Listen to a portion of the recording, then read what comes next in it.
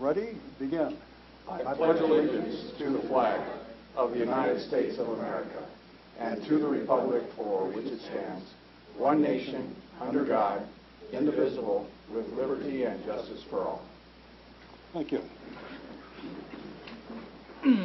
Will the secretary call the roll, please? Okay, for roll call, I'll call Chair Machen, Here. Vice Chair Ebley, Here. Commissioner Lopez. Here. Commissioner Quill. Here. Commissioner Wolbert. Here. Commissioners Durr and Liang are excused. Commissioner Jones is absent. We have quorum. Would you administer the oath to those who want to speak? Yes. For all those looking to speak tonight, please stand. Raise your right hand. Do you solemnly affirm that the testimony you are about to give before this body will be the truth, the whole truth, and nothing but the truth? If so, please say I do. Thank you. Please be seated. I want to point out that we had more people standing than I have slips for. That might be due to project applicants. Oh, I see. Yeah, multiple parties. Okay. Apparently, we do not need a closed session. Is that correct? That's correct, Chair. Do we have a consent agenda? Yes, Chair, we have one item on the consent calendar, and those are the minutes from February 20th, 2018 meeting, and staff recommends approval of the minutes. Any discussion? Any questions? Comments? I'll entertain a motion. Motion to approve. Second. Been moved and seconded to accept the minutes. Those in favor say aye. Those in favor say aye. Aye. Those opposed say no. Yep, motion carries. That brings us to item number 2. I will first read the protocol for public hearings, and then we will consider item number 2. The Planning Commission will first hear a report from staff, and then the public hearing will be opened. The applicant will have an opportunity to speak. Next, members of the public will be allowed to speak. Anyone in the audience wishing to speak must be sworn in and also fill out a request to speak form. The forms are located on the table near the door. Sound system's not on. When your name is called, come forward and speak into the microphone and say and spell your name and give your address for the taped record. After all have spoken, the applicant will be allowed to respond.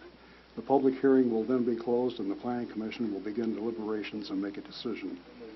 All actions except general plan amendments and amendments to the Municipal Development Code are final action unless an appeal is filed and fee paid within 15 days to the Community Development Department. If you challenge the resulting action of the Planning Commission in court, you may be limited to raising only those issues you or someone else raised at the public hearing described in this agenda, or in written correspondence delivered to the Community Development Department at or prior to the public hearing.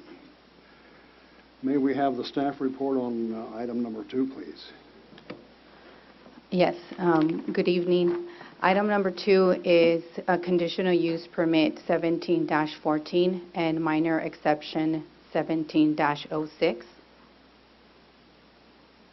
The proposed project is a social service housing facility comprised of 29 residential units for low-income veterans. It's going to be comprised within a building that's approximately 24,645 square feet, and it's going to be 3 stories. The minor exception will be for a 5% reduction in the parking stall depth from 19 to 18 feet. The property is located on a parcel that's approximately 0.69 acres, located at 488 West 17th Street within the Commercial General Zone and the Transit Overlay District. Before I move to the next slide, I do want to add a little bit more information regarding the project for our new commissioner, as well as for the commissioners to give them a little more of a recap regarding the proposed project. So the proposed project is for low-income military veterans. The program is through United States Veterans, which is a nonprofit corporation that has provided services for the past 24 years. It provides various types of projects and programs for military and their families. And it's the staff for U.S. vets, they provide monthly veteran-related training programs that helped veterans who may suffer from, as an example, PTSD. The veteran house homes that it serves is for veterans who have incomes below 61% of the average median income. There's going to be on-site services for the residents only. It is going to have a manager on-site, and it also going to have a manager's unit, so the manager will be living there on-site. Each family within the facility will have a case manager assigned to work with the veterans to complete an individual stability plan that will provide the best type of service for that individual family and household. This is the location map of where the property is located. It is located within the Commercial General 1 zone, surrounded to the east by some residential suburban zone comprised of single-family residences. And then to the west of that is a high school, the San Bernardino High School, and some commercial offices as well. This is an area map of the project site. A little bit of a background on this proposed project. This item had come before to the Planning Commission on September 12, 2017, at which the Planning Commission voted to deny the proposed project. Then on October 10, the Planning Commission adopted a resolution number 2017-055 affirming the vote of September 12, denying the CU conditional use permit and minor exception.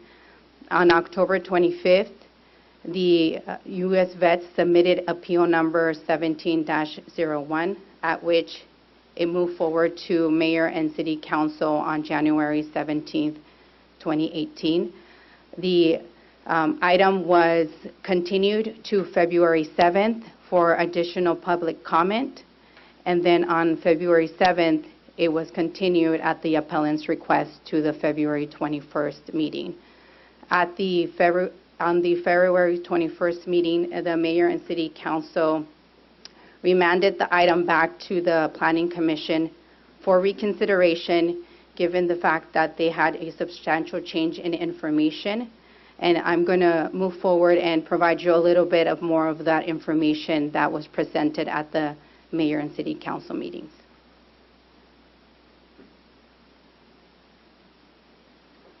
One of the concerns was regarding neighborhood compatibility, the architectural design as to whether it was compatible with the surrounding existing single-family residential homes. Yes, providing safeguard for the veterans and the surrounding neighborhoods, as well as the program management that U.S. Vets was going to provide. The U.S. Vets also provided some information regarding their history, expertise, and forward, I'm going to present to you some of the vetting process that they go through to obtain individuals that are going to be within this home, within the unit. In terms of the architecture, the previous architecture was more of a contemporary type architecture. The architecture currently being presented is more of a modern Spanish style. The building will now use more earth tone colors, wood trellises, trim cornices along the roof line. In a future slide, I will present to you that architectural redesign that they presented. One of the operational and safety plans that that this program offers is there's permanent housing facility. It's not temporary or overnight. Stay is not permitted. It is not temporary or overnight housing. There is no public distribution of food, clothing, or any other types of such amenities. There will be a professional licensed management firm.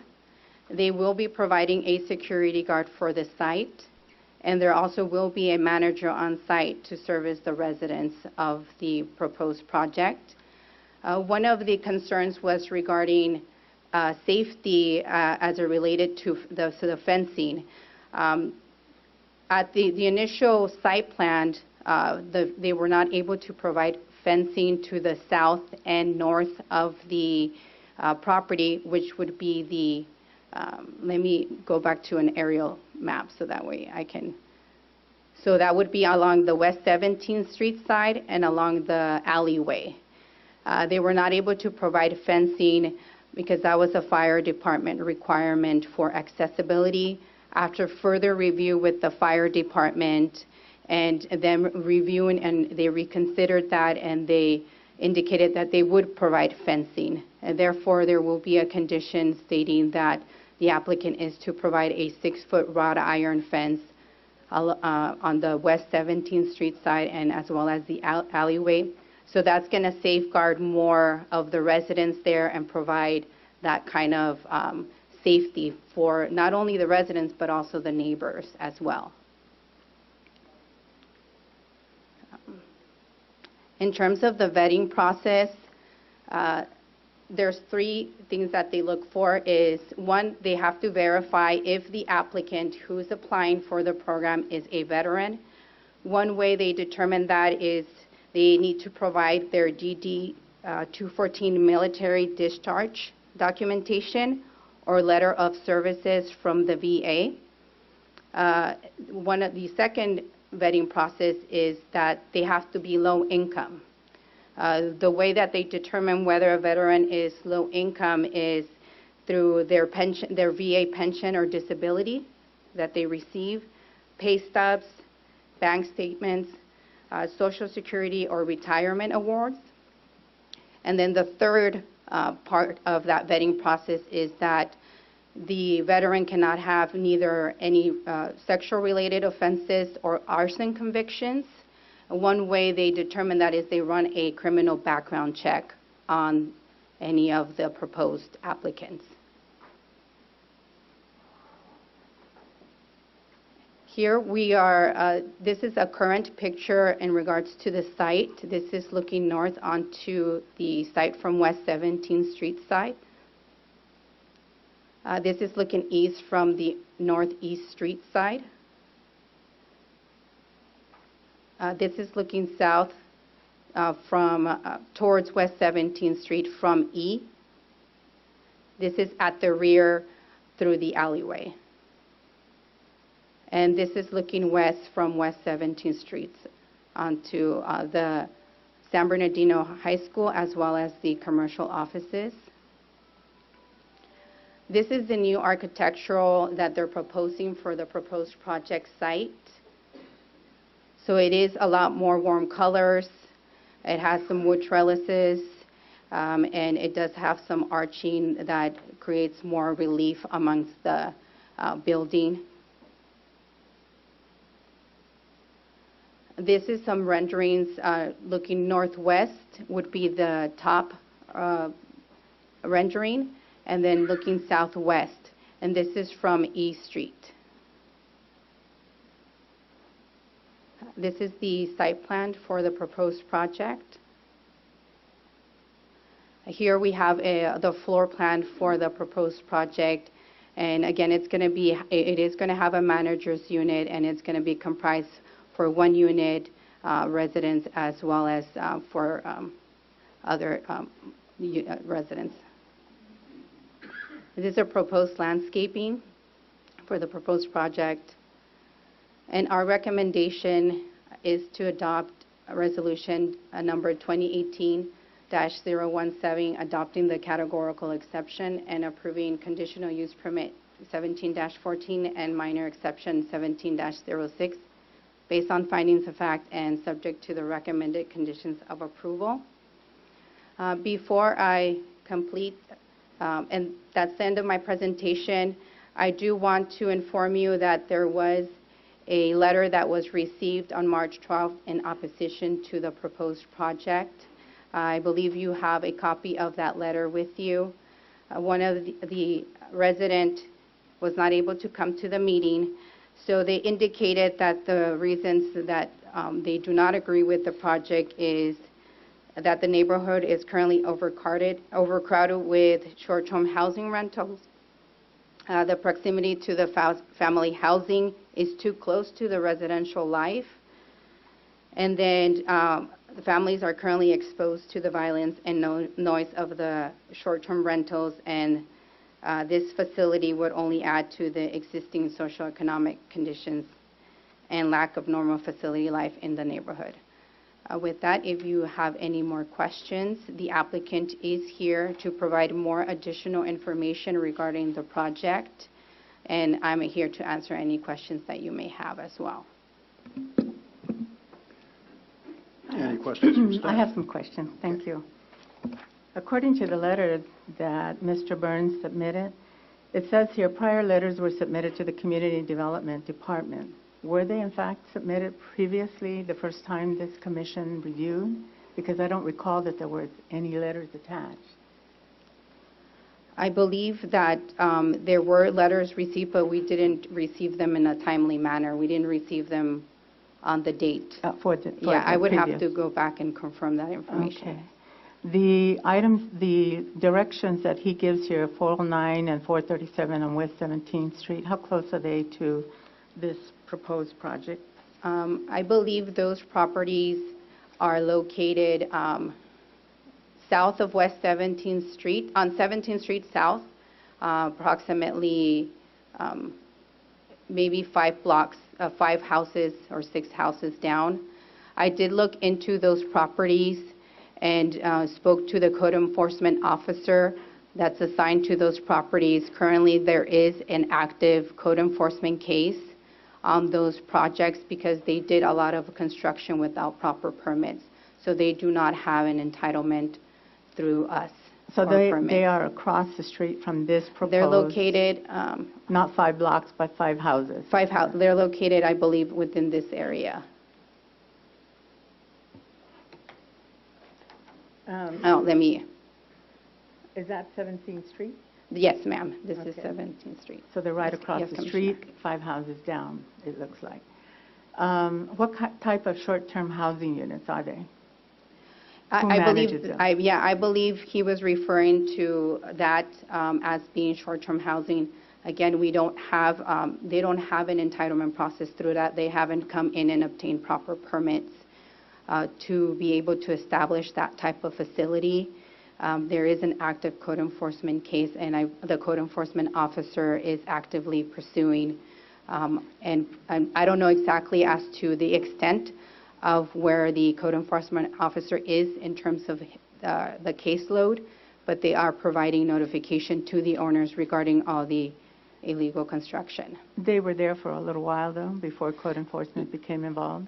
They Do you have know? been there, I don't know if they've been there before code enforcement was involved. I do believe code enforcement received the complaint and then they went out to the site. I'm not sure how long they've been active in terms of the code enforcement case, Or how long they will be active, continue to be active? or how long they will continue to be active. So you don't have any information about what type of short-term housing?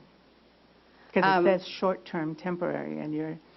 In my perspective, in the information that I received from our code enforcement officer, they shouldn't even have any type of that temporary housing there at those locations because all the permits, there were no permits obtained for that construction. And there was also, they didn't go through an entitlement process through us to be able to establish that type of housing that they're currently providing to the site. I understand that, Yeah. Elizabeth, but we don't have any information as to what type of short-term housing. We understand that they didn't operate with permits and so forth, but we don't know what type. Was it a substance abuse? Was it a social service? Was it a transitional program for I see what you mean. I'm domestic, sorry you know? about that. What I know is it's just a boarding house for, I guess people just, they need a place to live, and this person just rents it out to them, and he doesn't, I don't believe they ask for any type of, whether they have any kind of substance abuse or any other type of mental disability. It's just somebody who decided to do this type of illegal construction and move forward just to obtain more people to rent to. I can definitely look more into that and provide you feedback later on, but at this moment in time, I don't have more detail than that. Okay. If I may, Commissioner Lopez and Chair, I think what's happening at these two properties does appear to be illegal. They've not, as Elizabeth has said, they don't have any permits. This, it's unfortunate. I think we all know that we have more illegal operators than legal operators. What the application before you this evening is somebody that's actually trying to follow the process. So code enforcement is apparently trying to pursue these two properties on 17th. And I do know that code enforcement, they're really refocusing their efforts and really trying to prioritize things. I know, Commissioner Lopez, you intimated that the case might be open for a while, and yes, the case might be open for a while, but at the same time, I think this will rise to the level of a priority for the code enforcement staff. It does seem to be a rather egregious violation, at least based upon the limited information that we have. At the same time, I think it's important to note that what's happening there is completely illegal, which is different than the application that the Commission has before it tonight. I appreciate that, Mark, but I'm also just trying to address the concerns that this citizen and resident Sure. who lives on 17th Street took the Right. time to write. So Yeah. that's why I'm asking those questions and so forth. And I do have another question. My understanding is that the project that's also happening in Redlands, you have residents there, community residents, and I guess maybe this is more of a question for the developer or the people who are pushing this forward, that the residents there have taken action, and I guess they're suing the city because, and correct me if this is wrong, because there was no impact study done. And yet I note that the things that they're not in agreement are very much the same as proposed in that area too, because that is across the street a low-income area. So we didn't require, or the community development did not require an impact study, did they? As I recall, I think it was, they didn't. This project, there has been environmental review. It has not been a fully EIR because it doesn't rise to the level of significance where an EIR would be required. I think maybe Elizabeth can talk a little bit about the CEQA. We can get questions if there are questions that commissioners have before the applicant makes their presentation. But I know Elizabeth can talk about the CEQA review that was done. You want to do that first, before Yes, this gentleman speaks? to the Well, I gentleman. think we'll have staff speak first. Yes. Okay. If I may be so bold. Yes, you may be so bold. Is a letter available from Mrs. Burns? Oh, perfect.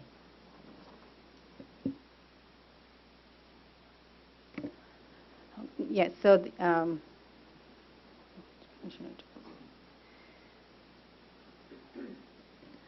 Commissioner Lopez, yes, so the CEQA review was infill development, so a property that doesn't exceed 5 acres. There may be a categorical exemption that may be used on the property for the CEQA review.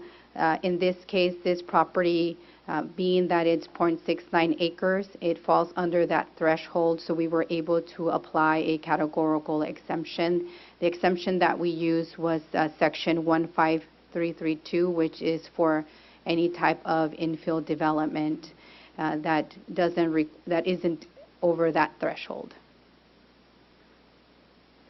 Thank you. Do you have a current graphic design that the applicant submitted with the changes in the design? Because I am aware that when it came through this commission, we didn't like the design.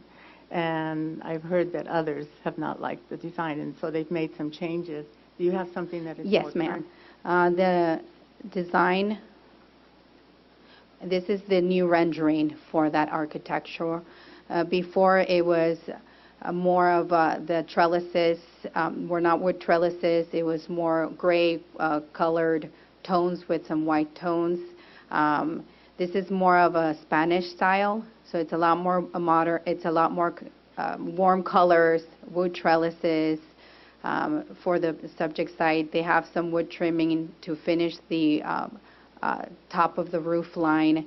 So it is a little bit varied in terms of the architecture for what was previously presented. I didn't provide the previous architecture.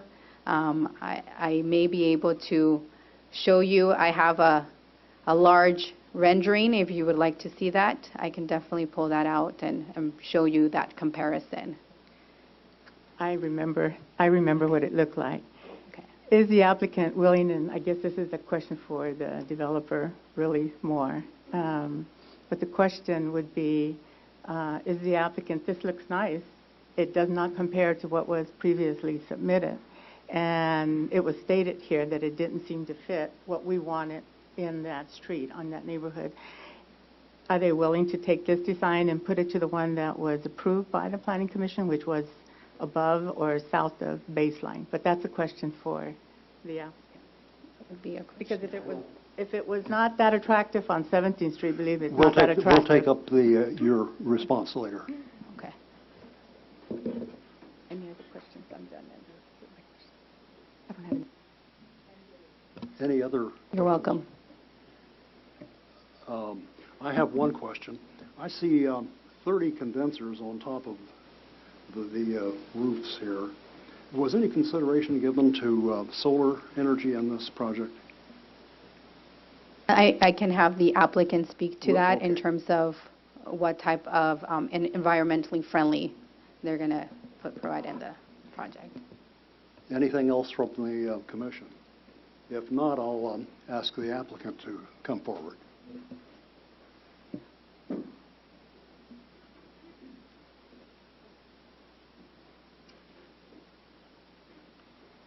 Good evening. My name is Lori Allgood. I'm the National Director of Housing Development for U.S. Vets. I'm joined tonight by Eddie Estrada, who's Director of U.S. Vets Inland Empire, Kent Trimble of Trimble Shots, and Fernando Villa of Allen Matkins. We would like to reserve the right to respond to comments from the Commission and public comment, please. U.S. Vets is in its 25th year and is the largest veteran-specific nonprofit housing and service provider in the country, providing housing and services to 3,300 veterans each night, and providing homelessness prevention, employment, and mental health services to an additional 5,000 veterans annually in the communities we serve. Though the veterans we serve everywhere have similar traits and issues, every community is a little bit different, and we tailor our services to meet the needs of the veterans we see before us. At each of our locations, we work very hard to create a therapeutic community, one where the veterans that we are serving help each other, encourage, and support each other. We can do this because we have a deep understanding of veterans' needs. Most of our senior staff are veterans, and much of our line staff, so we bring the cultural competency that helps us to gain the trust of the veterans we are serving. We have incorporated lessons learned over the past 25 years and combined that with evidence-based best practices, a strengths-based approach that helps veterans address and overcome the challenges they have faced. As the need for permanent supportive housing has grown over the years, we have spent considerable effort on creating new housing opportunities for veterans. Earlier this month, we opened the March Veterans Village, a 138-unit project in Riverside. some data that I believe was presented earlier to do directly with San Bernardino County. There are 115,000 veteran residents in the county. There are 10,356 veteran households in the county, and there are 1,356 veteran households on the brink of homelessness. As mentioned, this development is an affordable housing development. It will be for the low-income veterans and their families that we serve. And we're happy to answer any questions.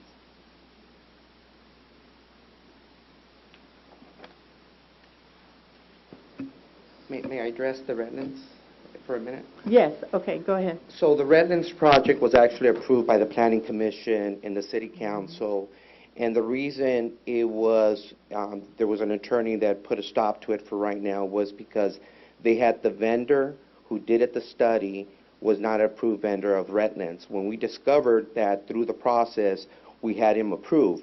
However, prior to that study, it wasn't done.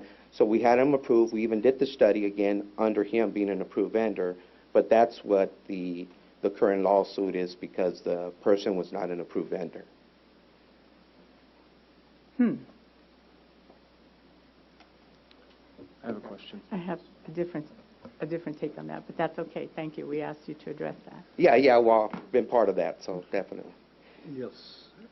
You know, I do want to just piggyback on what she was saying. I want to kind of give you the protocol for our vets that will be coming through the doors.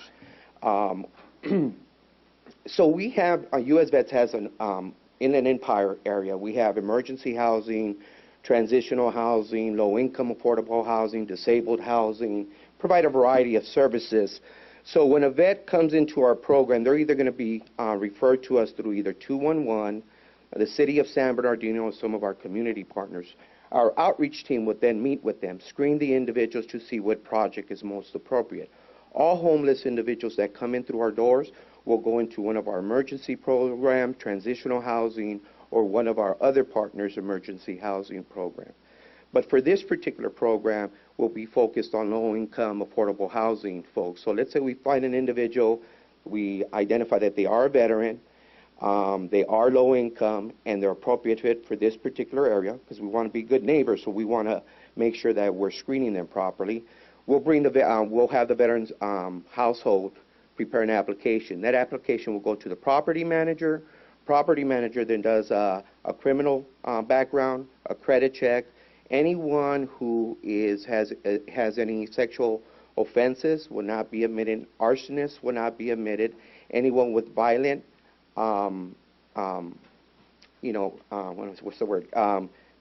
offenses, excuse me, will not be admitted into the program. So let's say the veteran house will now is approved. They come in, each one will have a case manager assigned to them, and they will meet regularly with this particular veteran household. Each veteran on every 30 days is developed what we call an individual housing and employment plan. And so we achieve milestones together. We set goals for this particular veteran households. We meet with them to ensure that they're hitting these particular milestones. So we celebrate when they do, and we support them when they need more help in the process.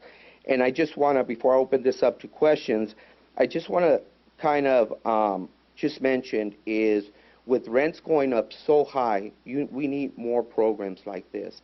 And like Lori mentioned, we actually, studies show that there's close to 1,400 veteran households on the brink of homelessness. And as rents increases, we're going to start seeing a non-traditional homeless folks hitting the streets, meaning non-traditional, meaning those veterans who have been impacted, they might have lost their job, they can't pay rent, they don't have any substance abuse issues, they don't have any drug issues, they might not be dealing with mental illness, and those are the folks that will eventually be hitting the streets because rent is continually increasing. So you might have two projects close together, but the need is great. I also wanted to put out there that we're working with the African Community Church in the area, because we've already been meeting as far as doing some resource fairs, because when we go through the area, we see a lot of transient people. And we want to start doing resource fairs where we bring in not only veteran service provider, but non-veteran service provider. We do it at the churches and begin to get these folks the support that they need or the help that they need, because we're starting to see the area how it is, well, we've been out there, and we're starting to see a huge transient population, and I'm not sure if they're living in these apartments or not, but we actually see them in the streets. And so we're working with the churches, the local churches, to try to bring resources to the area.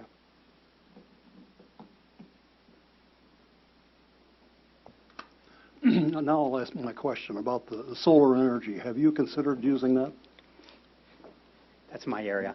We have. And as you know, this is an affordable housing project, and as long as we can get the numbers to work with our funding sources, we'd love to put solar on top of it. That's why there's a flat roof, actually.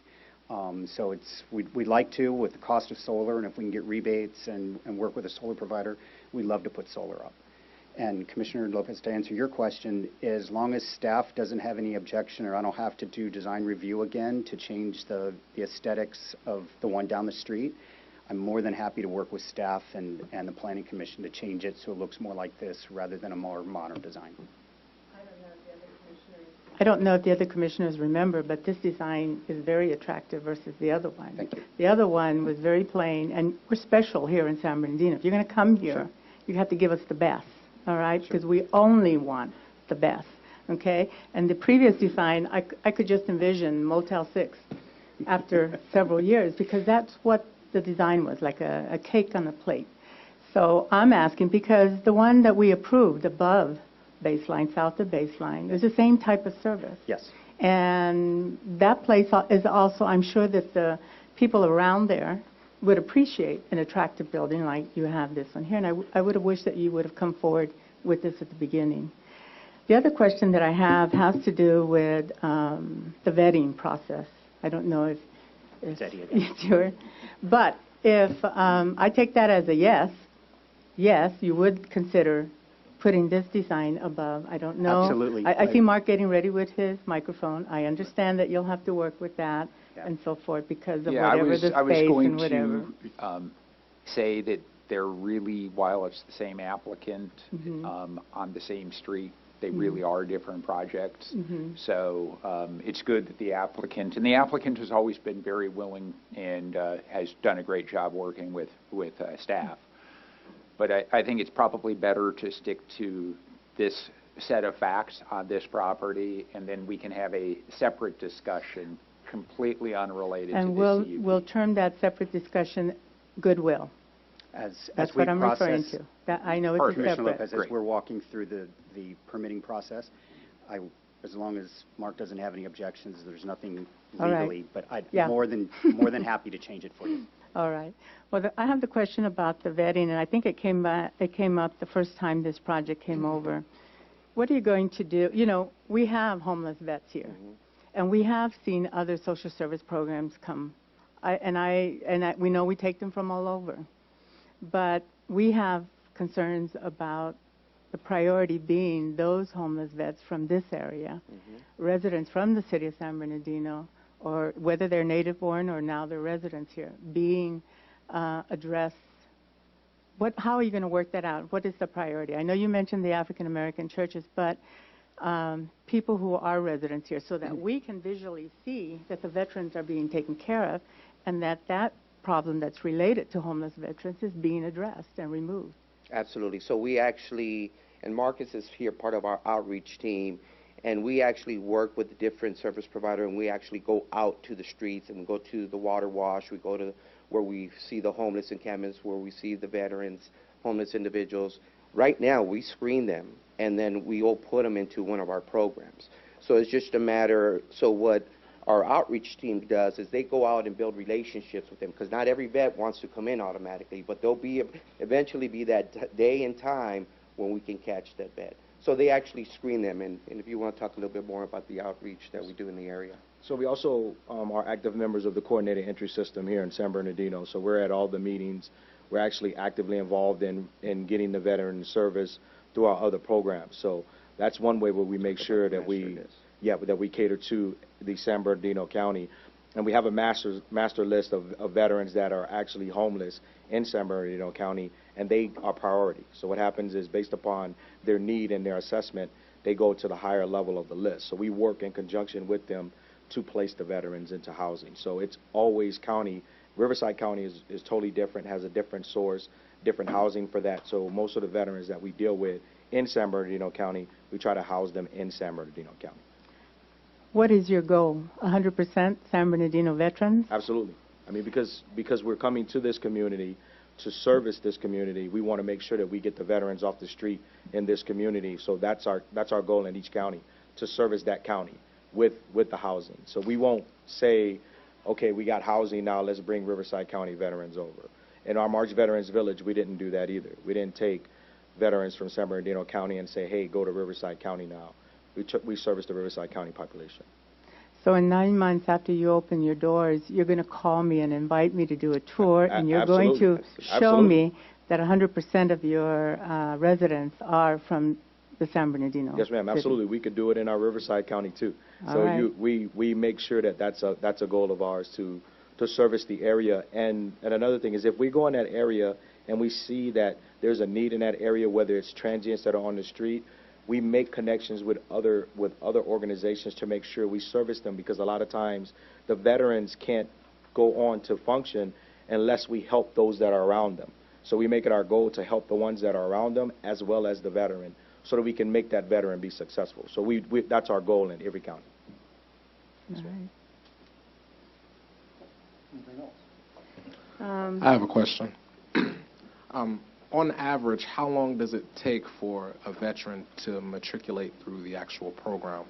And how long will the actual leases be that the tenants will be signing upon moving in? Is this going to be something to where they'll be able to break their lease and they'll be able to move once their situation changes? Or are we placing them in there long-term on a 12 or 13th month lease? How exactly is the anticipated turnover rate for the actual community with this proposed project? So this is a permanent housing program, so it's up to the veteran if they want to stay there or not stay there. And of course, we have certain, just like the tenant, right? If they're, if they're abiding by the tenant rules and regulations, they can stay there. It's a permanent lease. They can stay there as long as they want, and that's permanent.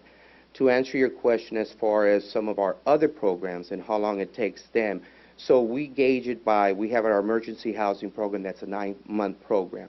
On average, it takes about 92 days for that veteran to be connected, to be stabilized, and then we'll put them into one of our other programs that we have. So on average, it takes about 92 days. We have a transitional housing program that's fairly new. We had one previously, but because of how HUD changed it, they took that grant away, not because of performance, just because how they were changing their funding stream. At that particular program, it was 120 days, and they could stay there up to 2 years. So it just really depends on the veteran. So, but that was the average stay. Right now, currently, our emergency housing program is about 92 days, and for transitional, so we're anticipating another 120 days with this new group that's coming in with our new program. Can I add something to that? So if a veteran comes off the street, we're able to, through our emergency housing program, we can get that veteran into those programs that he's speaking of same day. We can get someone off the street same day, and then we work with them in those programs to get them prepared to move into permanent housing. So the 92 days is to get them stabilized, but we can service a veteran same day. Okay. Are all of the proposed tenants that will be moving into this project in question go through that 92-day process with the initial emergency housing? Not necessarily. So it just really depends. I mean, we have other programs where we have what's called rapid rehousing. So it's veterans who are working, they're at a different stage in their life with their families. They just rent is too high. So not necessarily with the homeless be coming into this particular program. So it just depends. We might have a person who we feel can be successful here, and we can put them into this particular program if we needed to, and it was a fit. So it can be, but it's really up to, so it's fluid, and it's up to the case that we have before us. And again, we're aware of the community. We're going to be coming in to try to help the community. We're also aware of the veteran's particular situation, so we want to make sure the person that's going in there is appropriate for that program. So I'm sorry. For the actual transitional housing, once they've moved on, or some you said actually skip that step, You mentioned something about 120 days, so which is, I believe, 6 months. So on average, would that be the average turnover rate that you guys are currently experiencing with the other projects that you guys have operated, as far as tenants moving in and out every 6 months within that Oh, no, neighborhood or no. For vicinity? permanent housing, we've had tenants that have been there 10 years. So it's permanent. I mean, they've been there for a long time, so it's very far and few that veterans leave because of the permanent housing. I mean, rent's good, they have supportive services, they have case management services, so they're in the right place. So very, very rarely do they leave. The transitional housing program is exactly that. It's not permanent housing. It's considered emergency housing. So we stabilize them and then refer them out. So the 120 is what we want. And the program that we had, transitional, prior to that, we had a 95% permanent housing placement rate after a year of being in permanent housing. So we do have a system of tracking and making sure. And this is a system of permanent housing when they're going into the general community. Okay, so the average turnover rate you would say would be about a year, or? No. For permanent housing, it's a lot longer. I can get you that. That's a good point. I'll definitely get that number to you guys. I don't have that statistic. Do you have a off by hand. proposed turnover rate for this project here? We don't. That's a good question. We don't, because we don't anticipate it having too much turnover because of the property itself. Right. Well, yeah, that's just what was one of my concerns, because I see that from what I've interpreted from you today is that they'll be able to break the lease whenever they would like. So with that in play, of course, it would increase the chances of a higher turnout rate, which would sort of, have new families moving in on a rolling basis all the time. And I don't know if that would be favorable to the residents in the community that live within that proximity. I see what you're saying. So the reason my answer was to that question was because it's permanent housing. So they can break the lease at any time that they want. We can't force them to stay there a year. We can have a lease. We all have a year-to-year lease, and it rolls over to month, but we can't force them to be there 5 years. So that's why I answered the question that I did. But if you look at this particular program, this particular apartment unit, it's going to be low income. Right. Veterans are going to be paying about 30% of their income. So if you got a veteran who's $2,000 and they're paying $600, there's no way they're going to want to leave. There's the incentive to be there is greater than the incentive to leave, because of the nature of what we're providing here and the cost to live there. Perfect. Thank you. Let me clarify. This site is only permanent residency. You're not going to be doing emergency or transitional. Exactly. No way. No way. So emergency housing is in our Redlands, in the city of Loma Linda, and then we have our transitional housing in Riverside. That's where we have our transitional housing program. So that's our two programs that we have. So absolutely, this is permanent housing. This will stay permanent housing. This does not change, because that's not what we want for this particular project. And it's a lot harder to do emergency housing than permanent housing, for sure. Did you get a copy of the letter of the residents? I did not, no. You mentioned in your presentation that you would be reaching out to the community. I think I heard that. Mm-hmm. These are pretty, a resident who has been impacted by what's been going on there. Not that, we don't know whether that's caused by any one particular program or housing or whatever. But you mentioned you would be, or your program would be, reaching out to the community to probably address some of these concerns, especially with this individual. Well, how would you do that, reaching out to the community? So we actually had a couple of town hall meetings. We met with the neighborhood president, and so we try to solicit some concerns, because people have a different image when they hear U.S. vets coming in and doing a program. They have this image of homelessness and PTSD, and then it gets bigger and bigger, right? So we had a platform for them to express their concerns. We met with the local neighborhood watch person. We met with the president. Is it the regional president, Lori? The DMV Neighborhood Association. Yeah. And we met with them to talk about their concerns. So that's what we have done. Now, our goal is to continue doing that. And now we're trying to reach further by going through the churches, because we feel that we can reach more individuals and do a lot more services through the by partnering with the churches. And we, so that's the next step that we want to do. Through the chair. I have a question. U.S. Vets, you're from Inglewood, correct? That's our first program, was in Inglewood, Okay. yes. Yeah, I looked up online, and you have a pretty impressive website. Second question, the U.S. Vets, the application is, the applicant's E Street LLC, so apparently you have a different LLC for each operation that you have? Yes, that's correct. We set up LLCs for each operation. Okay. And now, you say this unit here that's proposed is going to be permanent housing? Permanent housing, yes. Permanent housing. Do you have a waiting list from your other locations waiting for permanent housing? Yes, we do. So that means you will be bringing people from other areas, Inglewood or wherever your other facilities are, you'll be bringing them to San Bernardino? No. No. Can you explain how the Well, you just continuum of care mentioned works? you have a waiting list for people for this facility. Yeah, we No. have, but for local areas. So let me give you an idea. We tend to, when we do a project, what we do is we start getting applications long before this is going to open up. So the March Veteran Village that we'd open up in Riverside, we started taking applications in September, and it opened in January.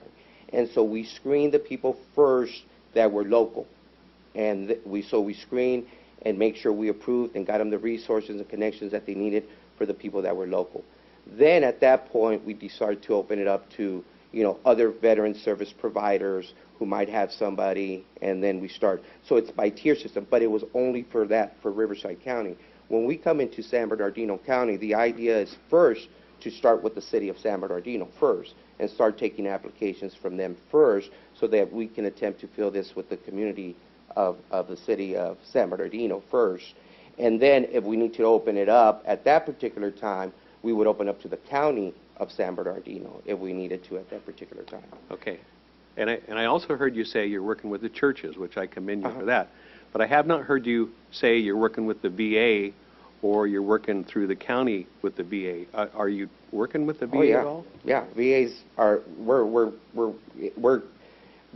like married at this point. So the VA actually, in our March Veteran Village, which we hope to do here at the same model, we actually have 4 case managers on site at our March Veteran Village, coming out and doing case management, PTSD, healthy living series, all kinds of classes there.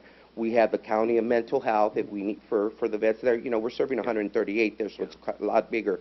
So we partner with everybody, the VFWs, American Legions. We have, different types of events. So I didn't mention them by default, and I should have, but the VA and us work very closely. Actually, we have 4 contracts through the VA right now. I appreciate that. I'm a veteran, and I do use the VA also. Okay, So thank you. Yeah. I have a question in regards to the screening process. One of your speakers earlier referenced that in some cases you take people the same day and you house them within your facilities. I was curious as to how comprehensive the screening was and what it covered and how long it would actually take to sufficiently get a comprehensive screening on a proposed tenant and the other residents in the building. Are you guys screening them as well? Absolutely. That's actually a great question, and it kind of links to, I'm not sure, but the gentleman's question before. So we have connections in the VA that we're able to call and get veteran background checks run, as well as our own that we do on our own. So we do our sex offender searches, we do our background checks on them for criminal background, and then the VA is able to verify their veteran status, income, if they're getting pension and things like that. So through collaborative effort, it doesn't take long because we've been working together for so long. I can make a call right now and get a veteran screened. I can do it at any time of day because we've had connections that we've established over the years. So that's how it becomes more fluid, a very seamless process. But it comes through us working together collaboratively over the years. And what do you look for when you're screening? So for us, what we look for, especially in this project, so each project is different. When I screen for outreach, I know that we have other projects. Before a project like this that's low income, of course we're trying to make sure that there's low barriers, but then we also want to make sure that we're not setting someone up for long-term failure. So if I put a veteran in there that's struggling with addiction or something like that, it doesn't make sense to put him straight into housing, because then if we do that, then we set that veteran up for long-term failure. So what we try to do is through case management, and that's the process that Eddie talked about, where it may take the 92 days through transitional, and during that, we have in case management, working with them for substance abuse, working with them through that process to stabilize them through our workforce, through things like that, to where they can then go into housing and actually be stable long-term for success. And that's kind of the reason why we've been able to be successful. What normally do you guys reject applications for? Sex offender is immediate. It's a no. Arson, that's an immediate no. It just depends. I mean, we don't have we don't keep barriers to keep veterans out. Because we have so many programs. So if I don't put them here, I have other programs I can place them into. So if a veteran were to have drug charges, would they be accepted into a proposed project like this? So one of our other programs could take them, could take a veteran. Our other programs through our SSVF, we could actually put someone in through rapid rehousing. We could put someone in through homeless prevention through our other programs. So it's through that vetting process we can determine where they're the best fit. So we would look, so the answer to your question, it could be a yes. It could If he was stable, he had a support group, he had a sponsor, and he had that. It could be. It just depends on that individual. And as you can see, Marcus, all of our outreach team is really trained to know our different programs and then where to place them in. So it's hard to get specific, and I hope that when we're answering a question, it's not general. It's just a specific to the question, but that doesn't make it a general. So it's just a matter of who's in front of us and what's a better fit for them. Like he mentioned, we don't want to set them up for failure, and I think that's why we're successful, is because we have this buffet of services that we could put vets into different programs. So can I add one more thing just to kind of bring it in perspective? Absolutely. If I get a veteran who comes in and he may be dealing with a psychiatric diagnosis, I'll partner with the VA and get him on track for case management and actual services. So if I can get a plan in place, my plan long-term is to get him into permanent housing. But I'm going to work with the VA to make sure he's getting the meds he needs to go. He's going to his support groups. He's going to his classes. But all along, I got him on this plan to put him in the permanent housing. So that's what we do. We work with them. If I get a veteran that calls me, and I may know he's not a good fit for housing today, but I'm thinking long-term in terms of putting him in a plan to get him into long-term housing. So that's what we do. We set up plans for them to get them to that position. That makes sense. Thank you.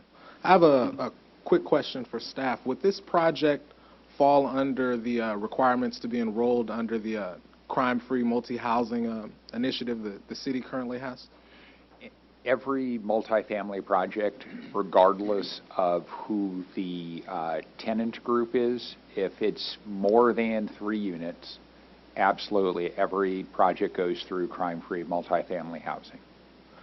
Because I do property management as well, but I've noticed that with the crime-free multi-housing program, they strictly prohibit tenants with prior drug charges and things of that nature. With this LLC or this project being proposed to service that type of tenant within this community, would they still be eligible and able to move forward in good standing with the multi-family crime-free housing program within the city of San Bernardino? I don't know enough about the program. The program largely is focused on, what I do know, I should state, is the program is largely focused on training property managers. Our experience with multifamily housing is if you don't have good property management, then you don't have adequate screening, and that is what creates problems for not only the property but in the neighborhood. So the property manager is required to go through a training program. They get approval as part of that process, and then they screen the tenants based upon, the new training and the new skill set that they have. Based upon the presentation here, that's what they do. I mean, this group is expert at screening and developing plans to assure that people are successful. I know that Stephen, through the wonders of modern technology, has pulled up some information on the crime-free multifamily housing program, so I'll let Stephen jump in. To address the question specifically, the crime-free lease addendum addresses conduct while you are a resident of the apartment or of the multifamily housing. So it doesn't prevent someone who has a past conviction. It allows for the eviction if you engage in that behavior while you are in that multifamily housing. The idea is not to punish people who've already been punished. The idea is to have the current apartment complex be crime-free. So that's a little bit of a distinction. Perfect. Thank you. With that being said, Stephen, I'd like to ask, as an employer in California, we have certain regulations that we have to live by, and we have to do drug testing to our employees. With this type of benefit for veterans in the nice housing they're going to receive, is there a drug screening program, and is there a drug testing program to be qualified or to be a resident in this unit? It's not so we do random drug testing, but it's not, it wouldn't be a requirement to enter one of our programs. I think it's an opportunity to engage a particular veteran. So in this particular situation, let's assume we drug test somebody and somebody came out positive.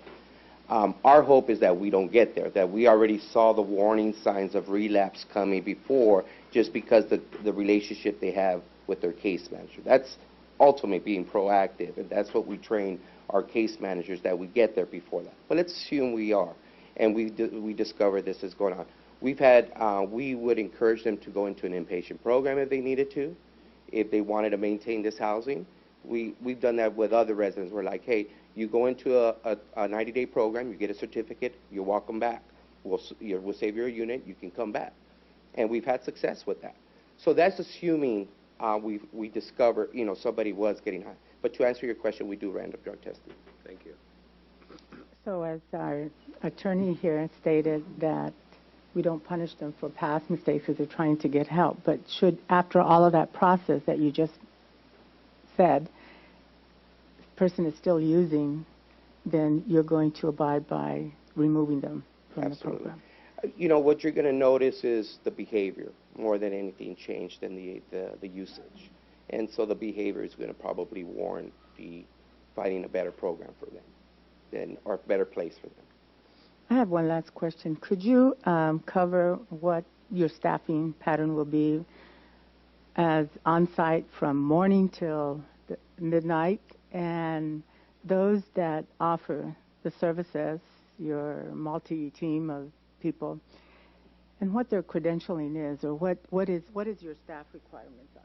So our ratio to case managers is usually 1 to 25. One case manager for every 25 veterans. Of course, if you're emergency housing, you're 1 to 10, right? Because that's more need. So it's 1 to 25 for this particular location. Then we have what's called resident advisories or veteran service specialists that would be assigned to this particular building. Now, they could be scattered. So you're going to have a morning shift for the case managers. Probably a 0.5 case manager will be what they call after hours, to be able to work with the people who are working, or on Saturday to come in. Same thing structure. We would have 2 resident advisors and a veteran service specialist right around there. It just depends on the particular project, right? So the idea is, and then you have the resident manager on site. The resident manager will be living there on site. So for the most part, you're probably looking at about, how many FTEs is that? It'll be about 1.5 for a case manager, and about 2 VSS, and a 0.5 veteran service specialist. That would be our staffing profile. Now, if we get funding for VASH, that could change, because VASH brings the VA case managers on board. Now, that's just this project, right? But our case managers are working with, if they're connected with the VA, with their case managers, their medical doctors, their therapists, if they have one, and then they're working with mental health. So this is just while they're in the program, but they're also working with their other case managers that they might have in the community. So there will be a manager on site 24/7. Yeah. Right. The case worker, Case manager. The case manager is one case manager for 25 residents. Mm-hmm. But this is a housing unit for 29, isn't it? Right. Okay. So you'll have whatever that comes out to. So we'll, if it's 1.5, we're usually going to hire a half-time because it's easier to hire a part-time than 2 or 3 hours. So that's why I say 1.5. It's my understanding that you're just not treating the veteran, but his family, support services, and whatever. So do you have, what is the credentialing that you require of your staff? Is there anybody that's going to be there addressing those issues? So we have a clinical director that's licensed. He oversees it. Our requirement is to have a bachelor's, a BSW, or MSWs. And so for this particular project, it'll be either BSWs or MSWs that would be working, or licensed individuals. Our emergency housing, we have MSWs. So it just depends, but this one would be at our minimum requirement is a BSW. Our preference is an MSW for this particular project. We also are looking for, to go back and ask for the families. The families will actually be serviced by the service provider. So let's say we have a child. They come in. Well, we work closely with family service. What is it called? Family? Yeah. So we work with family services for the social work, and then it's step up if they needed other types of services. If it's so the kids in the non-veteran is connected with sources outside of our program. We deal with the veteran, we will deal with the spouse, we will deal with what's happening with the family system, but when it comes, if there's counseling that's required of the spouse or a children, we connect them to an outside partner. So how many staff on site each day? It sounds like 2. No, it would be more like 3.5. All right. Yeah. Will there be security on site? Yes, the property, if I may answer that question, yeah, the property management, there's going to be a licensed professional property management company, and there will be providing security guard on site.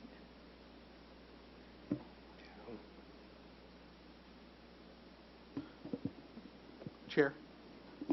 Yes. But before you start calling members of the public, I did have a couple of things. I've been trying to keep notes so I'm not constantly interjecting this dialogue you're having. I did want to note for the record that Commissioner Jones arrived at 6:07 p.m. Before the public hearing was opened at the beginning of the staff report, just for the record, that he's been here the whole time. I did want to also, it's already been touched on, the applicant may certainly apply for a minor modification to their other project, and I appreciate their willingness to have that dialogue back and forth, but we should focus on the facts of this application. That being said, obviously the renderings are great. Condition number 12 is going to need to be amended. That's on page 10. I discussed it with Mark. As it currently reads, it says, if the property is sold by U.S. Veterans Initiative, the city shall review and approve the new owner and operator. Conditional use permits run with the land. So the suggested revision to that is if the property is sold by the United States Veterans Initiative, U.S. Vets, the owner shall notify the city, and the provisions of condition 11 shall be renewed for the subsequent 2 years. Condition number 11, just so everyone knows, is those 6-month reviews that the conditions of approval are being followed. And Mark and I had talked about that. He may have further comments. And then the last one item I wanted to mention was that this item has already been heard, and it was denied by the Planning Commission. An appeal was made to the City Council, and they heard additional testimony that the Commission didn't hear the first time around, and they obviously had new designs that the Commission hadn't had the opportunity to consider, and that's why it was remanded back to the Planning Commission to consider all that new testimony and those new renderings, all of which have been presented to you today. I did want to note that we do have a new commissioner, Mr. Wilbert. It's nice to see you here. And although he was not present for the initial, I think that he has heard all of the new information that the council wanted this to be reheard again. And so I did want to tell the commissioner, he had asked me before, I do think that he's capable of participating in the decision today. So, Chair, that's my list. I'm done. Thank you. I have 4 speaker slips. I want to make sure that none of the people standing are the ones that I have here. Debbie Matley? Mr. Chair, I'm sorry, Mr. Chairman. My name is Fernando Villa. I'm also part of the applicant team. I just had a few comments to make. And this really more, my discussion really focuses more on process and standards. I mean, you've heard the merits of this project. We are very excited and pleased to be here in front of you today and to have this proposal to become a reality with obviously your support and approval. I just want to highlight a few things. One is that this project, we believe, fully complies with your standards, your code requirements, your general plan requirements. Staff has highlighted a number of findings that are both in the resolution and in the staff report, and we really want us to be focused on those. I don't want to go through and take up all of your time with the litany of findings that the staff has come up with, but we believe they all support your code requirements. They all support. This is a permanent residential community that provides critical transitional services for veterans that we believe will become very productive, useful citizens, participants in this community, as has occurred for all of their other residential developments throughout the country. I do want to say it's important to note that, and maybe one finding more than any other captures how our project conforms with your goals and your policies. And this is, I'm quoting here, with respect to the general plan goals and policies, quote unquote, the applicant will be renovating the subject building and property in a manner that will enhance the physical and visual qualities of the property, thereby enhancing the aesthetics of the surrounding neighborhood. Through this proposal, the property will be transformed from an underutilized site. We've all seen pictures. You all know what this site has been like and the things that have happened at this underutilized vacant property. It'll be transformed from that type of property into one that meets the city's special housing needs while satisfying the development code requirements. And so there are a number of other findings here that I won't get into. Questions were asked about being if there's been an appropriate environmental analysis. This is categorically exempt. This is an urban infill project. The staff and your experts found there's absolutely no environmental significant impact that will result. And in fact, quite the contrary, this project will alleviate some of the issues that have plagued this community, including providing permanent sustained homes for veterans. I want to add that in order to not approve this project, there would have to be substantial evidence that, in fact, contrary to everything I just said, this project does not conform to your requirements. It's not compatible with surrounding uses. Commissioner Lopez, we heard you loudly and clearly about the architectural design. Our team went through great lengths to make sure we changed that design, to make it conform with the surrounding community, to address the concerns that were raised by the commissioners and by the surrounding residents. Through the interaction with your commission and the residents, those changes were made, and we're committed to keeping to those design commitments. In order, because this is a residential community under the Housing Accountability Act, and I'll try not to sound too lawyerly about this, the commission or the city can deny the project if we are in conformance with your general plan and your code requirements, which I think we are. I think we've made this case. The only way this project can be denied, can be disapproved, is if there are written findings supported by a preponderance amount of the evidence that there is a specific adverse impact upon the public health or safety. And that's the reason why you would have to deny it. Is there that kind of a finding? Is there kind of an evidence? And to measure if there is a specific adverse impact, that means, and I'm quoting from the statute, a significant, quantifiable, direct, and unavoidable impact based on objective, identified, written health and safety standards. We think, in fact, the opposite is true. We think that our project conforms, meets, or exceeds all of your standards. We've done everything we can to enhance the design and our performance. We've shown, I think, that far from creating a safety or public health standard, we've taken great lengths to show you how carefully we vet our applicants, how we are going to have on-site professionals and case managers, how we'll have on-site security, and how we will, in fact, do what our mission has always been, which is to transform our veterans who become residents of our facility into productive members of the community and keep them away from the specter of homelessness and being lost at sea in our community. So with that, thank you very much for your time. I hope I was brief as I promised I would be. Thank you for your input. Debbie Matley. Hi, my name is Debbie Matley, and I live at 380 West 17th Street. I'm here in support of this project. I live 1 block away from this project, right on the other side of D Street. I've lived in my home for 14 years. That lot has been a blight to our neighborhood for the last 14 years that I've lived there. We have illegal dumping, we have drug deals, we have overgrown weeds. Prior to the property coming into U.S. Vet's hands, I was constantly calling the city twice a year to have the weeds mowed down, that type of thing. You can't walk your dog or let alone walk on that sidewalk. It's so overgrown. I've been active in my neighborhood for over a decade. I am the secretary of the DMV Neighborhood Association. I was the past president. We're also involved in the 17 Palms Neighborhood Watch. I've done cleanups in that neighborhood. I walk my dogs in that neighborhood. I've raised my son in that neighborhood. It's not a bad neighborhood. It's gotten worse since 2008 when the market collapsed. We had a lot of homes that became rentals. The 1 houses that Mr. Burns are talking about are both, I think, 409 and 430 something. They're both owned by the same owner. They rent per room.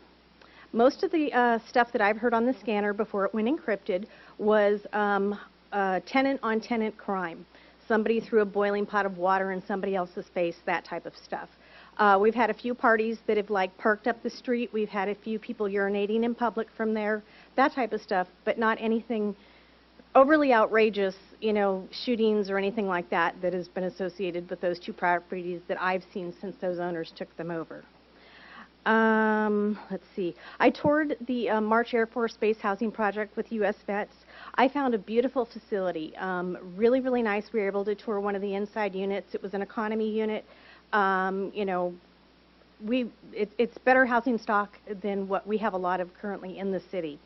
It was secure, looked well run.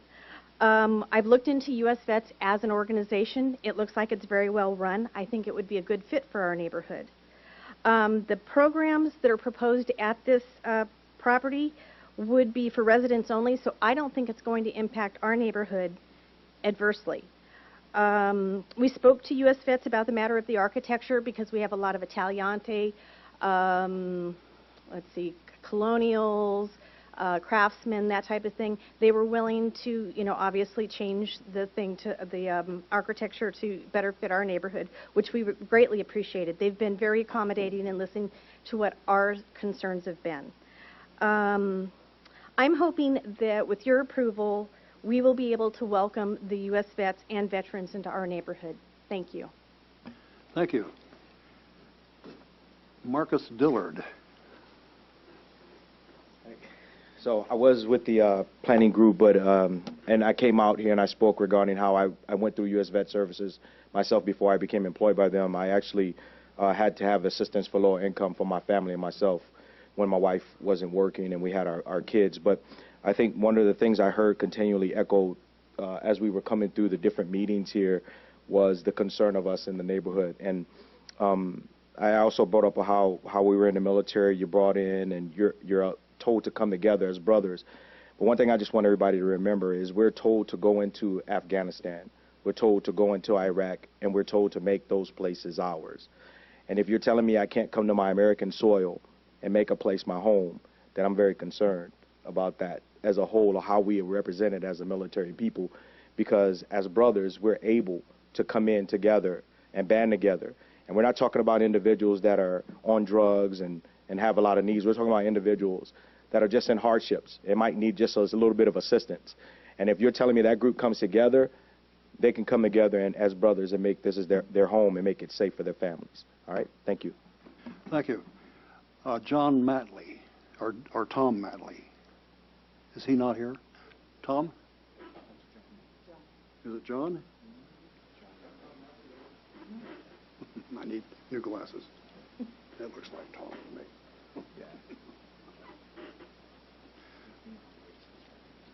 Good afternoon. I'm John Matley. I'm with the DMV Neighborhood Association. I live at 380 West 17th Street, just about a block away from the site.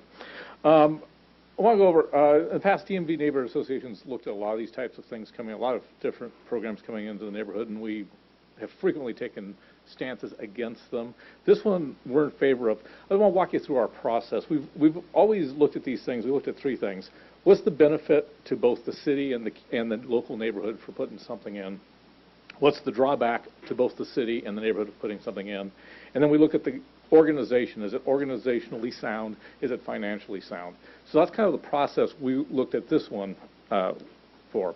So as you heard my wife say, currently that lot is the worst blight in the neighborhood. It is an ongoing problem. We'll be happy to turn it into something else, okay? So start from there.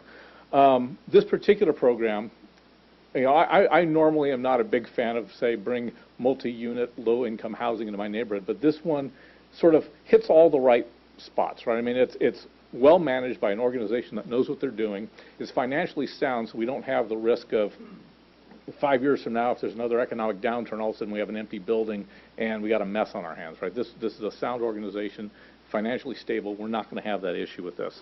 It is a low-income housing facility. The social services are you know, it's an important component to what these folks do, but from our perspective, is low-income housing with a stable population that there are contributors to society. These are both individuals and families who are actively engaged in society. This is, you know, permanent housing. So we're not really worried about a lot of transient traffic coming through. Matter of fact, this, I think, is going to help dissipate some of the transient traffic that's currently going on in the neighborhood.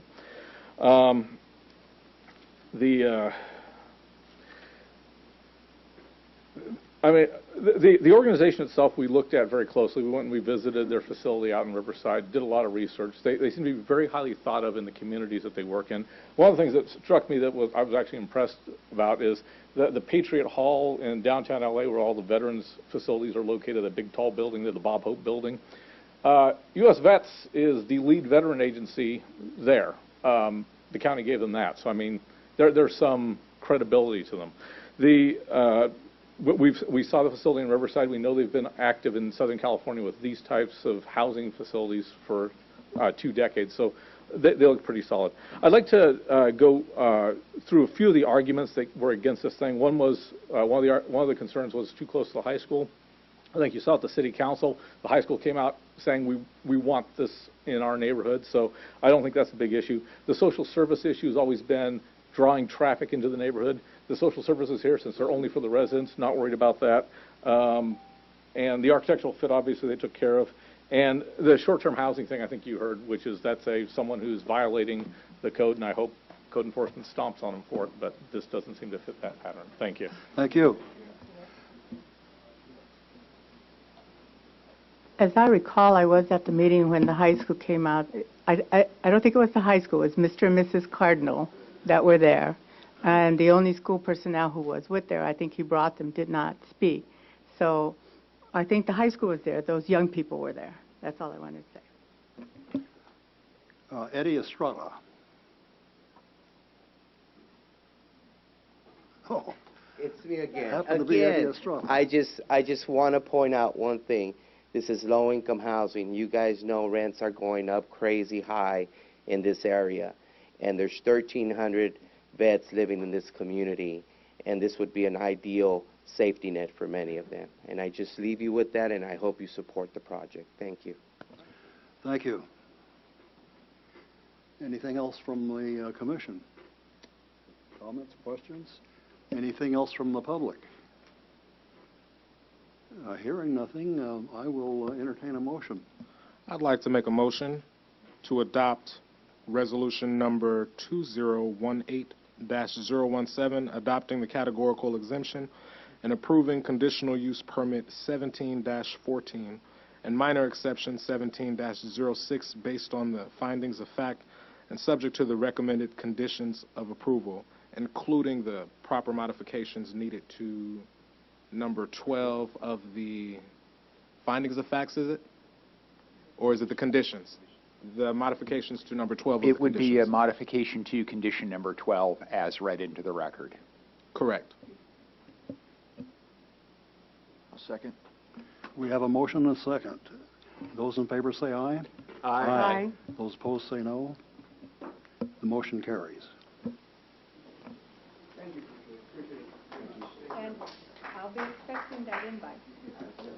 Invite us to the ribbon cutting as well. I'm going to leave my card here.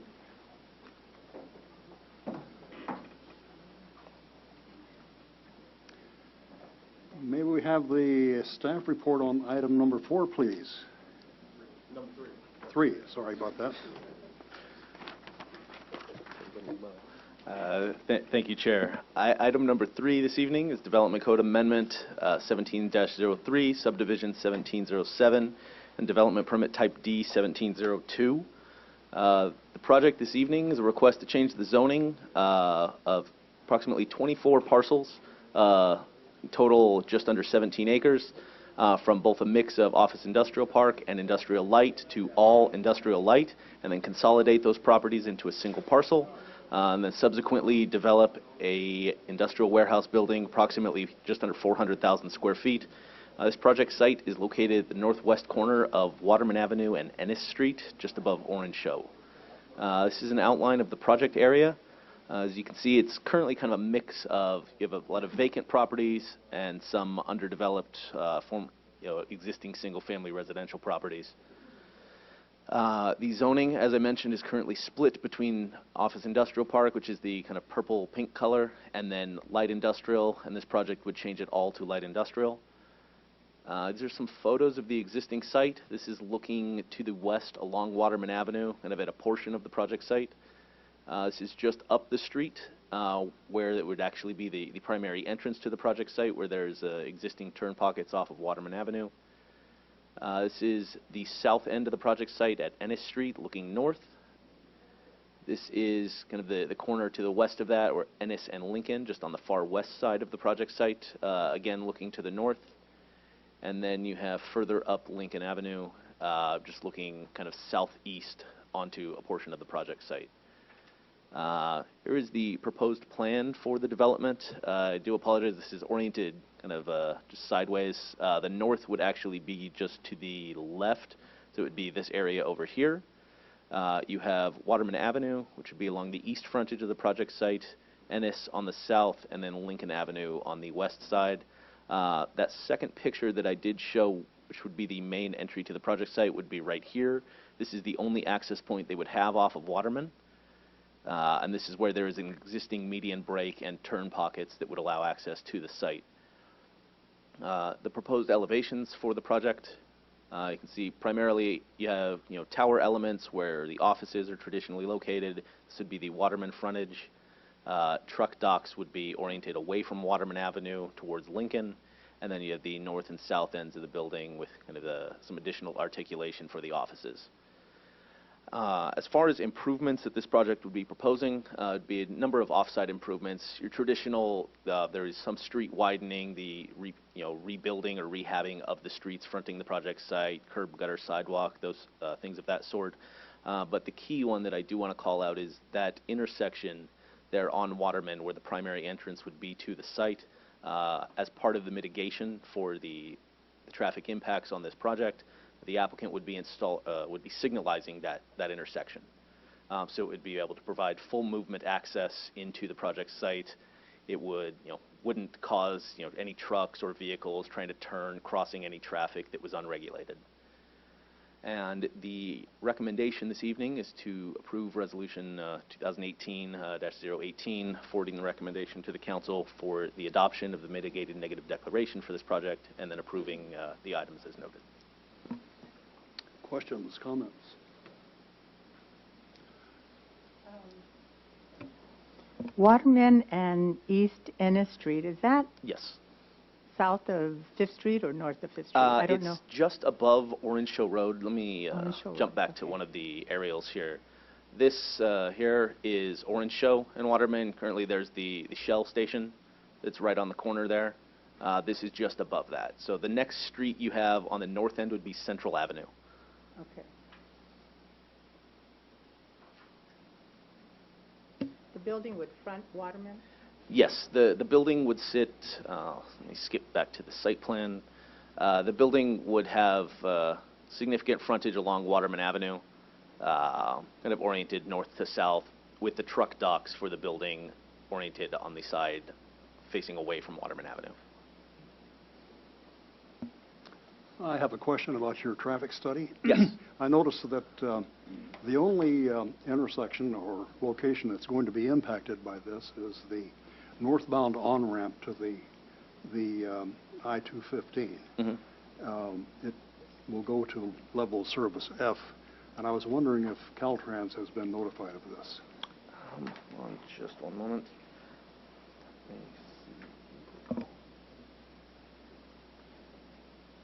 So let me confirm just with our consultant.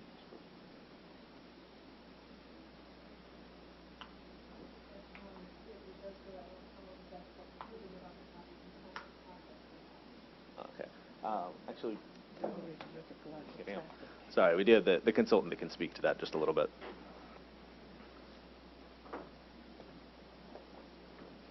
Yes, sorry, on the other side. Thank you.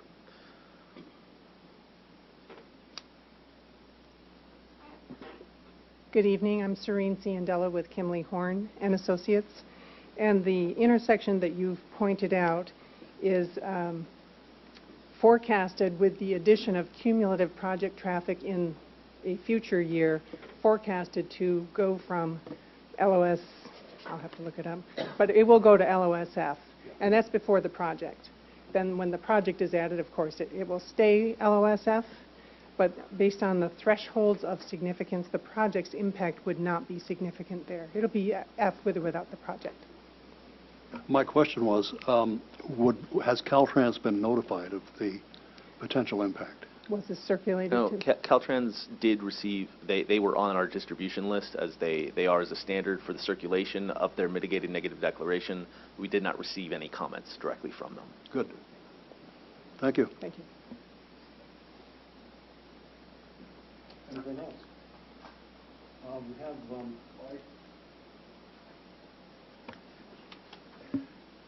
We have a speaker on this, Carlos Gomez. Mm-hmm.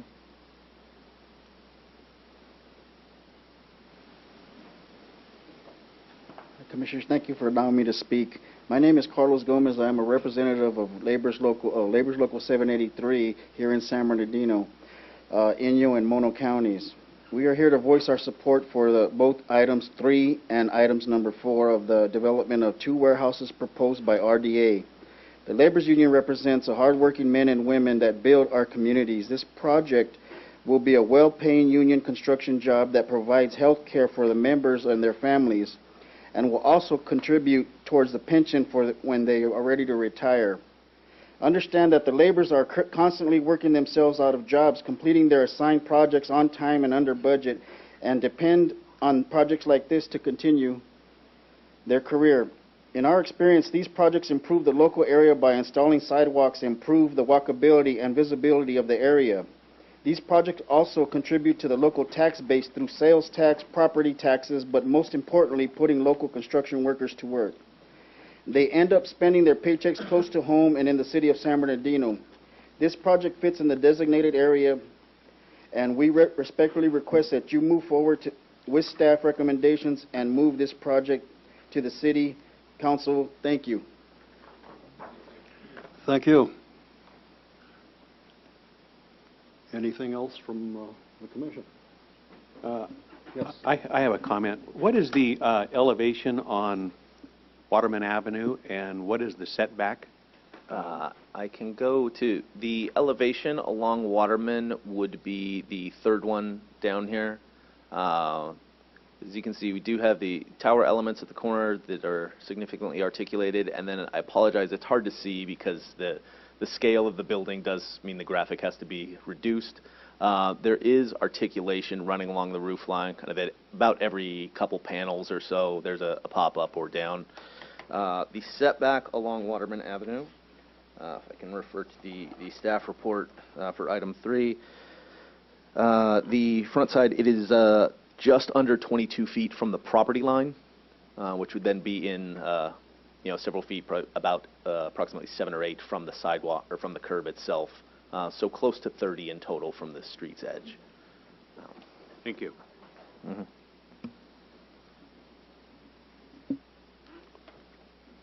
Any other questions? Comments? Did you have one? Peter wants some. I will entertain a motion. I'll make a motion. Sir.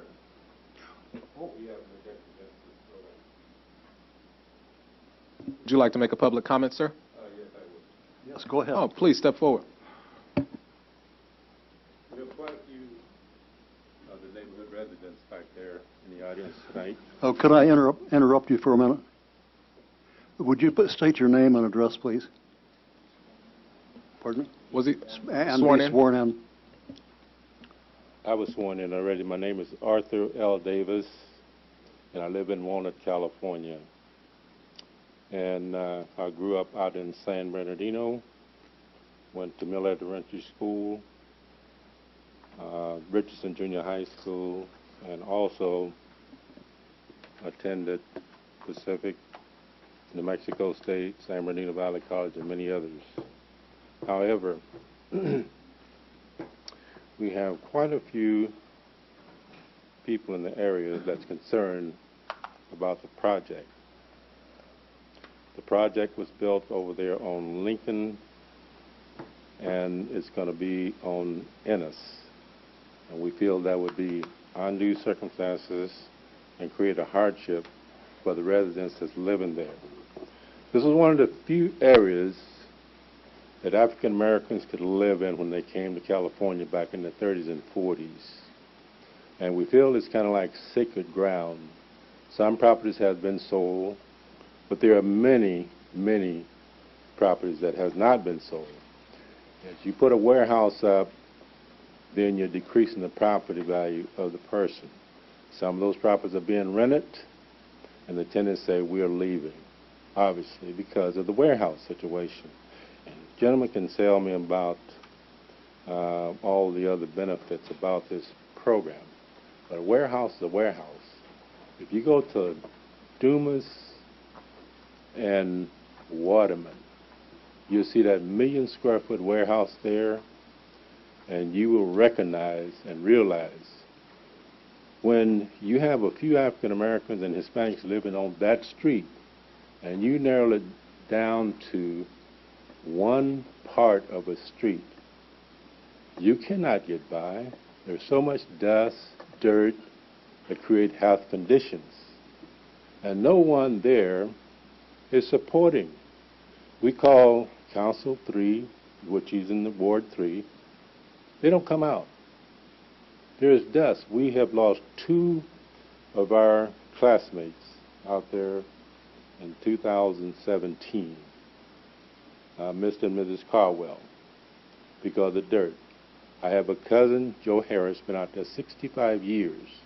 He's right across the street from the project. The project funded the gentleman across the street $4 million and didn't come across the street and ask my cousin to even purchase his property. Of course, he didn't have as much as the gentleman across the street, but the guy was an Asian guy, and apparently there was a little bit more intense negotiation. And my cousin just wanted to get rid of the property and leave because he could not stand, and his wife also have Alzheimer's, and she's suffering very, very badly. And it's been going on for the past 6 years, and it could go for 10, who knows. But we just say that we're looking for some restitution in the area. We've got St. Mark Baptist Church working with us. We've got New Hope Baptist Church working with us, and I know the buzzers went off, and I was not on your program, but I tried to get on there, but I didn't get this notice until a couple of days ago. So it was not enough time. So can I proceed, or do I stop, or what do I do? How much more time do you need? I need about 3 more minutes. About 3? Yes, 3 minutes, and we can wrap it up. How about, okay, go ahead. Thank you so much, sir. Appreciate that. So what we're looking at here is that the property values are down. We had some hope with Measure O, and then they proved that to be invalid. And we are very disappointed with the mayor. We're very disappointed with the decision. We're very disappointed with our councilman in Ward 3. And so we're just based on hope, and that's all we can do, in a spirit and a faith. And when this land is our land, and we're not going to give that land up for a few dollars. And some people have sold, some people have not sold. We have a clouded title on 117 Lincoln Avenue. That property was sold to a gentleman. His mother-in-law sold it to him for $1. Okay, now he's standing to make $600,000. That was Community Star Building, is what it was called. And that was put in 1939, the 30s. And even today, what we have, if you buy a property and you can get it financed out there, they charge flood insurance to finance the property. We haven't had a flood in San Bernardino in 65 years. And I'm really surprised that that hadn't been addressed. And no one has even tried to address that. My brother-in-law is sitting right there. He's paying flood insurance on his property, and he bought it 5 years ago. And I know there's nothing you people can do about it, but you could address it somehow and ease the burden on the people out in that area. And there's only a very few left. And obviously there will be a fire sale as soon as all the prime property is taken. And this is what's happening. The prime property is being taken. The rest of the lots are being left alone and not even being addressed at all. So we just want some justice, and we want to have another meeting before a decision is rendered on this project. And hopefully that will happen. And thank you so much for your time. And next time we'll have and get on the agenda.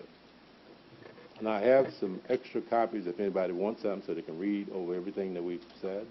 I didn't bring a PowerPoint like these gentlemen have because I didn't know if I could even get up here and speak 3 minutes. So we only ask that you consider our consideration and put this program on hold. Thank you. Thank you. Any further questions or comments from the council, from the commission? If not, I'll entertain a motion. I'll make a motion to adopt resolution number 2018-018, forwarding recommendation to the mayor and city council to adopt the adoption of the mitigated negative declaration and approving development code zoning map amendment 17-03 subdivision 17-07 tentative parcel map 19916 and development permit type D 17-02 based on the findings of fact and subject to the recommendation commission's conditions of approval. Second. We have a motion and a second. Those in favor say aye. Aye. Aye. Those opposed say no. The motion carries. I would, Chair, if I may, like to point out for anybody that's here, the action of the Planning Commission is not final tonight. This is a recommendation that goes to the City Council. The City Council will have a public hearing. We don't have a date yet for that, but anybody that received notice for tonight's meeting will receive notice of the City Council meeting. That brings us to item 4, and I would like to hear that, and then after we finish with item 4, I would like to take about a 10-minute recess before we take up item 5. So let's go ahead with item 4. Yes, thank you, Chair. Item 4 this evening is from the same applicant as item 3, a very similar project. This also involves a development code amendment for the map, the subdivision, and the development permit. This property is actually located just across the street from the location for item number 3. This would be to change the zoning in the same fashion and consolidate approximately 20 parcels this time, only a total of 9 acres, and construct a building just under 200,000 square feet. As you can see, the project or the project site from the previous project is this portion kind of just across Waterman Avenue here, kind of fronting into the south. This project site is on the east side of Waterman Avenue between Orange Show or between Norman and Central Avenue on the north side. The project site, just as with the other one, is a split zone between Office Industrial Park and IL, and the proposal for you tonight would convert all of that to IL.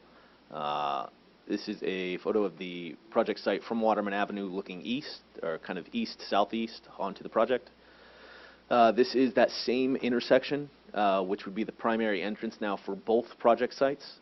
So both would be able to use that signal that would be installed there to have full access. This is the backside of the project site at Foyce Street. And then, oh, sorry, that is the last of the photos. The building this time is oriented slightly different from the other. This was more an east-west orientation, which would put the truck dock at the south end of the building, not fronting either street. In this diagram, north is up, Waterman is on the left-hand side, and Foyce on the right-hand side. The elevations for this building, because it's turned sideways, you get a little bit more of the office elevations fronting the street. These would be the primary for Waterman and then Foyce. So you see much more articulation, much more of the offices as the focal point. And then the south side with the truck docks and the north side with the opposing wall. And as with the other project, same improvements as far as off-site widening of the streets, both Waterman and Foyce, and the full improvements. And then the signal that I mentioned is installed at the primary entrance, which on this project site is the south end. Sorry, the clicker's not working. Right here on the south end, which would then line up directly with the entry for the other project, so that they would all be able to exercise that benefit. And the recommendation this evening is to adopt Resolution 2018-019, with again a recommendation to the Mayor and City Council to adopt the mitigated negative declaration and approving all items as mentioned. Thank you. Any questions from the commission? And we do have a speaker. Carlos Gomez had indicated he wanted to speak on this item too. Okay, thank you. And yes, would you come forward, please? Thank you.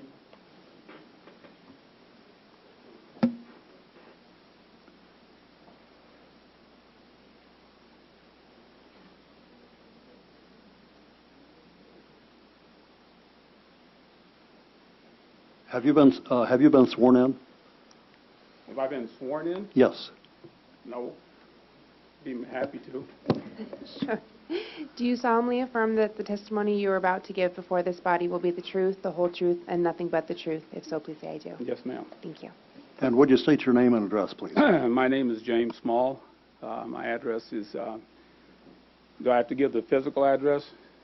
Loma Linda, California.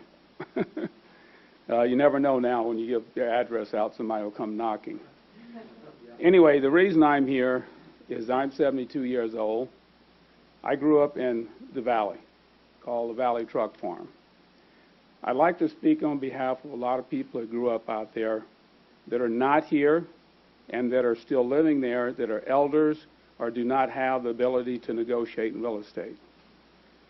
These projects are going to go on. That's part of development.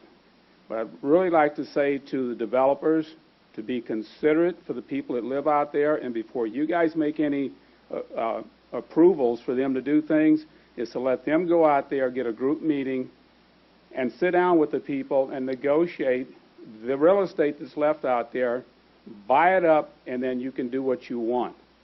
But to railroad the people and manipulate the codes, the zoning, to try and get the properties down, it's not fair. This is all these people have left in their life. Some of them probably won't live much longer. But their dream is to what they did have and what they worked hard for, regardless of how they worked for it, they're entitled to fair market value.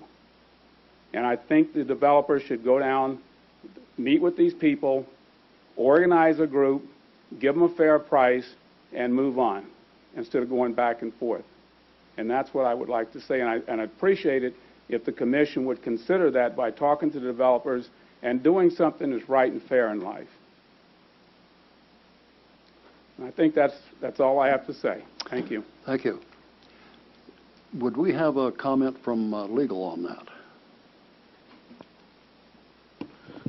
My recommendation is that you look at the application in front of you. You make a determination on those facts. Again, this one, like the other one, is a recommendation to the City Council for them to consider it. I certainly would say I've heard the concerns that are coming from the community. but fundamentally, the purchase and sale of land is a private transaction between, the owner and the purchaser. We're here to work on permits and zoning.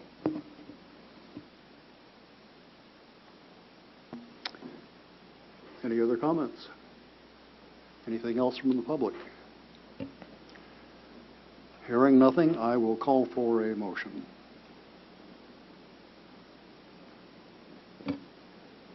I'll make a motion. Did you want to speak, sir? Yes, sir. I have nothing sworn in. Do you solemnly affirm that the testimony you are about to give before this body will be the truth, the whole truth, and nothing but the truth? If so, please say I do. I do. Thank you. And please My state name your is name and address. Philip Wisniewski. My address is 15572 Iron Spring Lane, Fontana, California. I, too, grew up in the valley. My mother currently resides there. She's up in age, and she has a home there. She lives on Washington, adjacent to Ennis. And I'm on her here on her behalf, and as the couple of gentlemen before me said, my mother is up there in age. She loves her home, and she wants to carry out the rest of her days there. It's a place that's been filled with a lot of fond memories. Growing up there, it was a place where African Americans did grow up, but as you know, the demographics have changed, and now Hispanic families are there, and they too are building a life, building memories and fondness in the neighborhood also, just as we have. And so I think it's only fair that the developers do call a meeting, and by the way, I do have some signatures of petitions that I'd like to leave with you. And I just wanted to share that with you, and I hope you consider it. Thank you. Thank you for your input. Do we have a representative from the developer here tonight? Yes, we do, Chair. Would you care to comment on any of the remarks that have been made?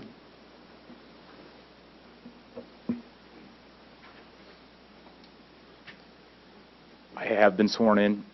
Excuse me. My name is Jason Krotz. I'm with Real Estate Development and Associates. I'm one of the principals there. First, we're really excited about these projects. We've been working with staff for several months to bring these projects to fruition. We're excited about our commitment to the city and trying to revitalize this area. I do have other members of our development team with us, so if there are any other questions related to that, but I don't think we're at that point anymore. As it relates to the three gentlemen who spoke in opposition of our projects, when we develop a project in a community, we try to be good neighbors. We try to take into account the consideration of others. By no means do we want to be disruptive and intrusive, but by the normal course or nature of the development, it's going to happen. Excuse me. Our goal is to alleviate any of the issues. After the DERC hearing, it was brought to our attention that there were several questions or concerns related from the local residents along Lincoln Avenue. We attempted to reach out on 2 occasions, but we're told due to the deaths in the community, it wasn't a good time. I'm more than happy to meet with them to discuss any of their concerns. I do know one of the concerns that was addressed was traffic along Lincoln Avenue. We've modified the Waterman East project so the drive aisles align so we can put in the traffic signal and have all of our truck access off of Waterman Avenue. Excuse me, as it relates to improvements on Lincoln Avenue, we're putting in a new water line that's proposed. We are going to fix the potholes in the street, do a new ribbon, new surfacing of the area, some widening along our project, some lighting, etc. There's also going to be a proposed new storm drain system running along our property boundaries, which the properties to the north can tie into in a future period. All of that will increase the property value inherently as we develop the infrastructure in and around the area. As it relates to market value versus what we will pay and versus what we wouldn't pay, at some point there becomes a time that you have to make a decision what's best for the project, both on an economic basis and from a timing standpoint. We reached that critical time period months ago as it related to trying to acquire additional properties to grow the project. We would love to acquire all the properties in this area and develop it out. However, we decided to move forward with these two projects in their current state as proposed, and we can have further discussions, but it has to make economic sense for us. If there are any other questions, I'm here. Any of my project team members are here to answer them. Thank you. Thank you. Any questions? Thank you. The gentleman standing, did you want to make a comment? Just a brief comment. Okay. Have you been sworn in? I have. My name is, I'm sorry, go ahead. Sure. Do you solemnly affirm that the testimony you're about to give before this body will be the truth, the whole truth, and nothing but the truth? Yes, I do. Thank you. My name is Joseph Wisniewski. I live in Redlands, California. I also grew up in the area, and I just wanted to reaffirm what was already said earlier. My brother spoke earlier about my mom living in the area, and you have a lot of elderly residents that have lived all their lives in the area, and they're just kind of getting short shrift. They can't defend for themselves, and the value of their property and their standard of living is going down as the infrastructure is changing so much around them.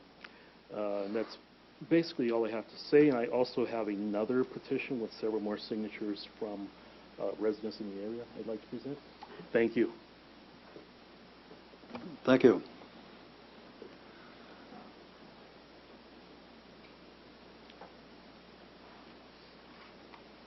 We have a petition that's being circulated that I would like to have everyone look at before we take any further action. Was there any additional information that the public wanted to share with the council as far as any documents that needed to be reviewed? I know that one of the previous speakers had something that they wanted to have us look over. Oh, okay.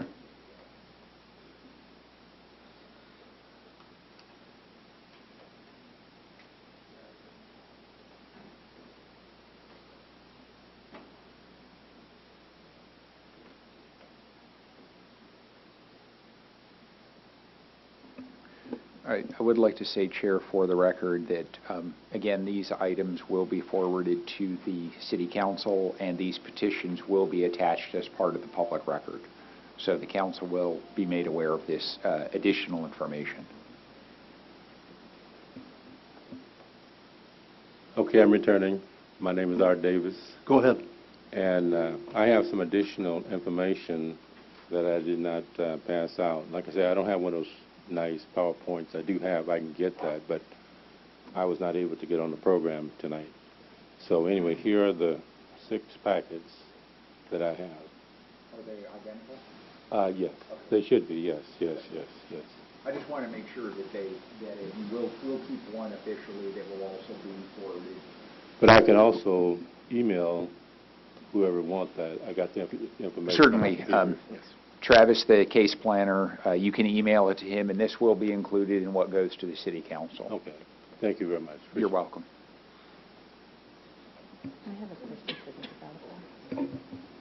I have a question for the developer, if he would please.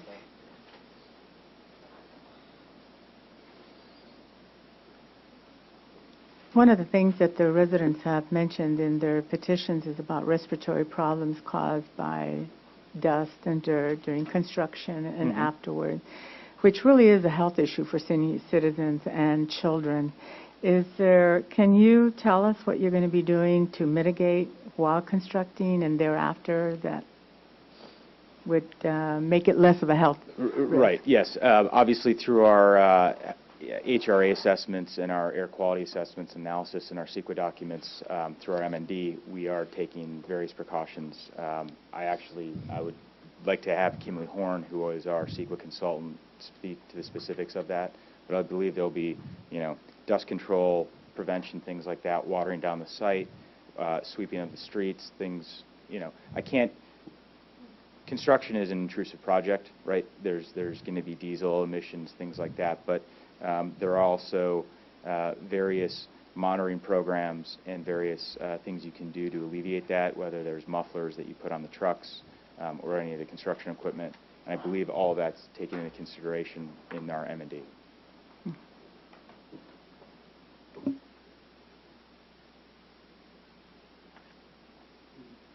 Any further questions for the applicant? Thank you very much.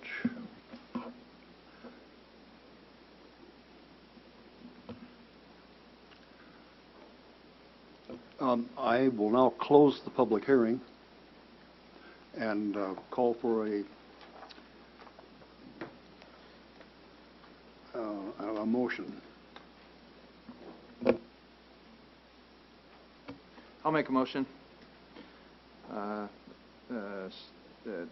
We adopt resolution number 2018-019, forwarding a recommendation to the mayor and city council, the adoption of the mitigated negative declaration, and approving development code amendment 17-08, subdivision 17-06, tentative parcel map 19914, and development permit type D 17-03, based on the findings of fact and subject to the recommended conditions of approval. I will second that. We have a motion and a second. Those in favor say aye. Aye. Those opposed say no. No. The motion carries. And I call a 5-minute recess.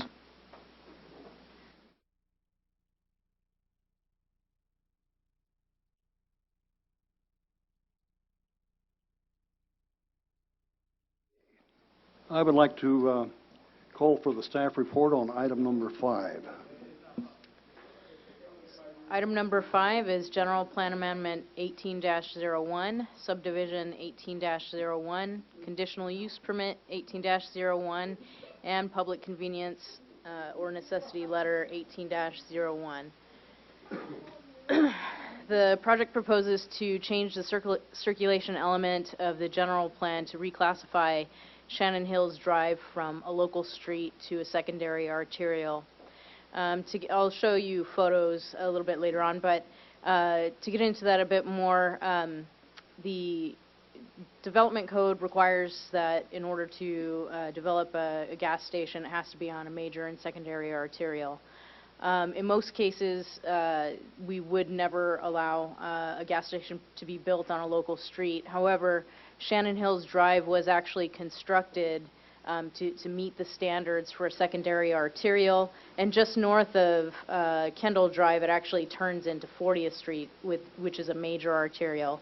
It's a very wide street for a good portion, almost about a half a mile, I believe. And so we believe that it does meet the standards for secondary arterial, and Public Works staff and the Public Works Director support the change to reclassify the street.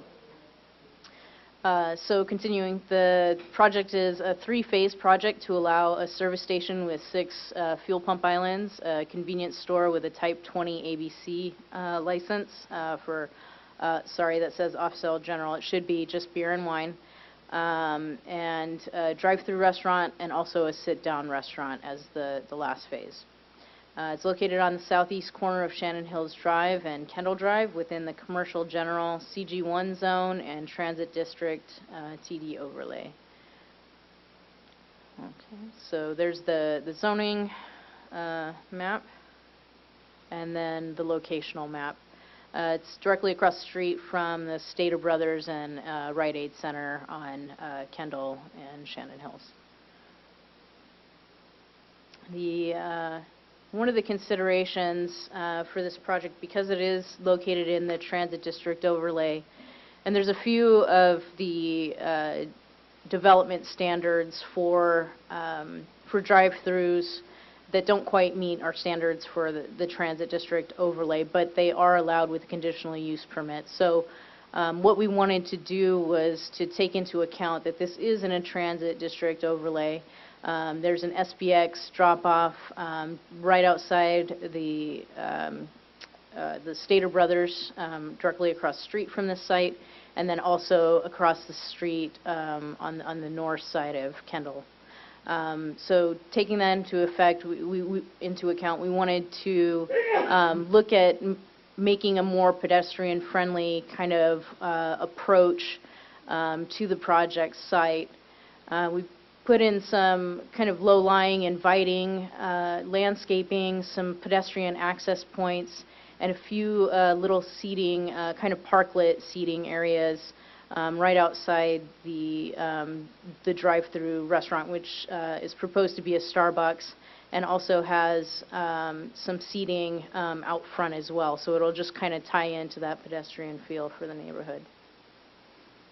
This is the floor plan for the C-store. Going into the ABC license for the C-store, the ABC license is actually going to be transferred from the existing 7-Eleven on the corner of Kendall and Little Mountain. So there will be no gain. There will be a net zero gain of ABC licenses in the area.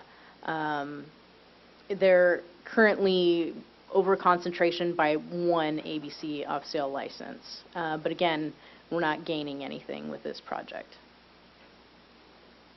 Here's the elevations, kind of the typical 7-Eleven updated modern look. Floor plan for the Starbucks drive-through. Again, a nice modern feel tying into the rest of the development. That'll be phase 2. And then phase 3 is the sit-down restaurant, which is at the more southern portion of the site. And that'll be phase 3 of the project. This is looking south directly onto the site. If you were standing on Kendall Drive, looking south basically from the corner. So again, you can see how wide Shandon Hills Drive is. It really does meet the standards for secondary arterial versus a local street. This is looking west from about where the Stater Brothers commercial site is, and then looking north from basically the southern corner of the site. Our recommendation today is that the Planning Commission adopt resolution number 2018-020, forwarding a recommendation to the Mayor and City Council to adopt the categorical exemption pursuant to 15332 for infill development projects, and approve General Plan Amendment 18-01, Subdivision 18-01, Conditional Use Permit 18-01, and Public Convenience or Necessity Letter 18-01, based on the findings of fact and the conditions of approval. Thank you. Any questions, comments?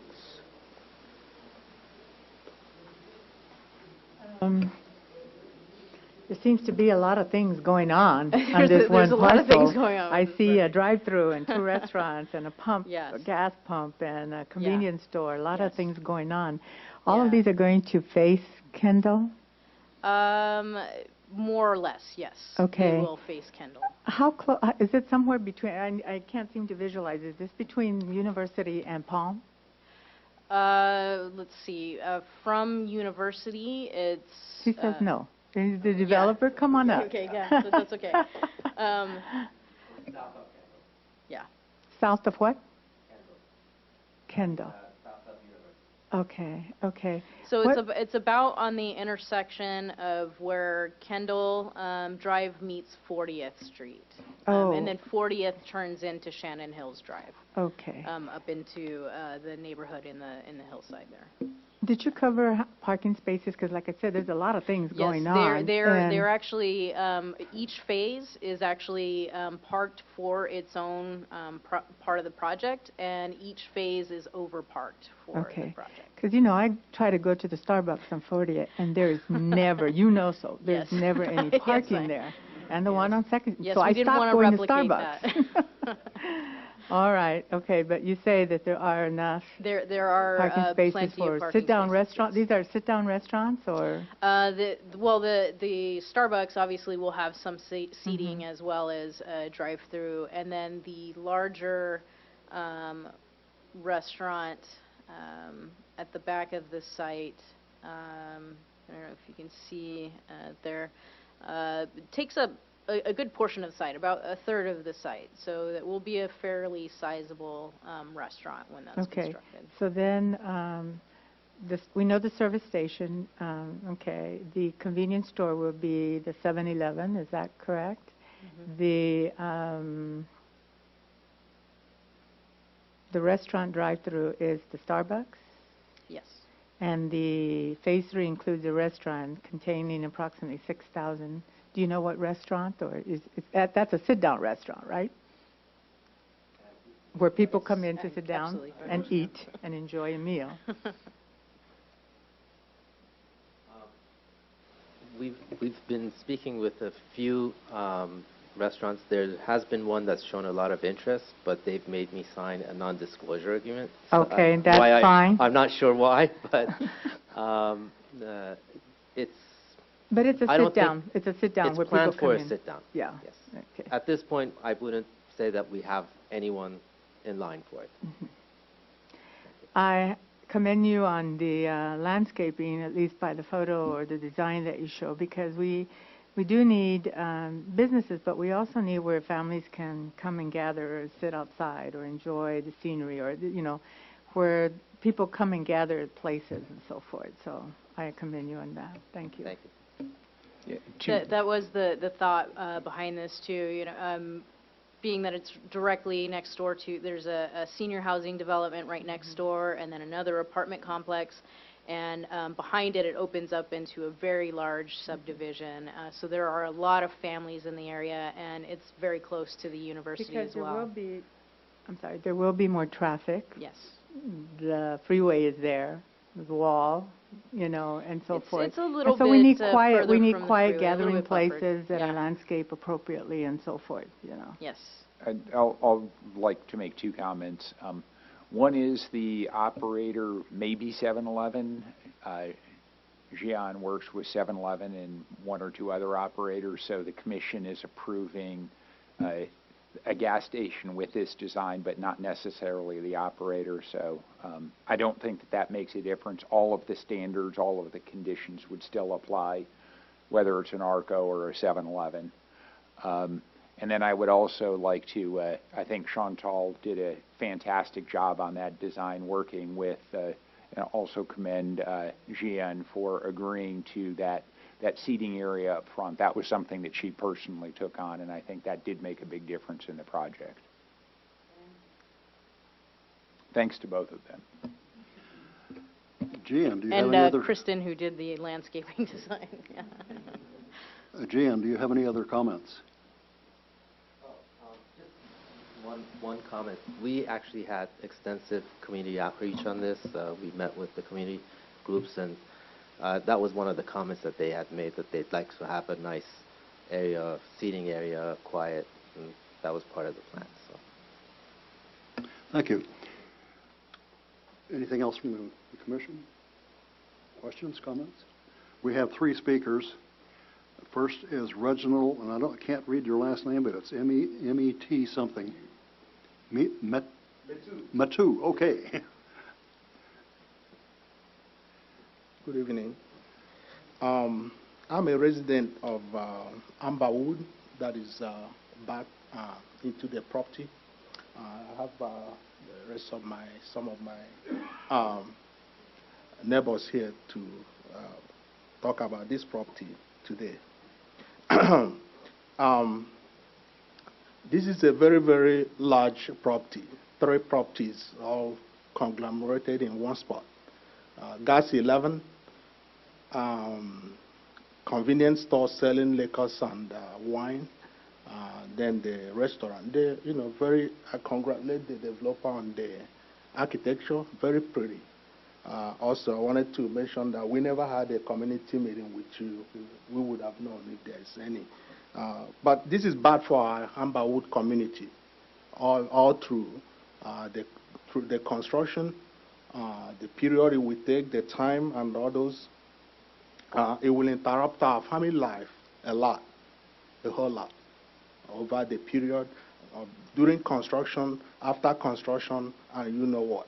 We just experienced what happened with the hookah store they had, on top of, in front of where they're having this development.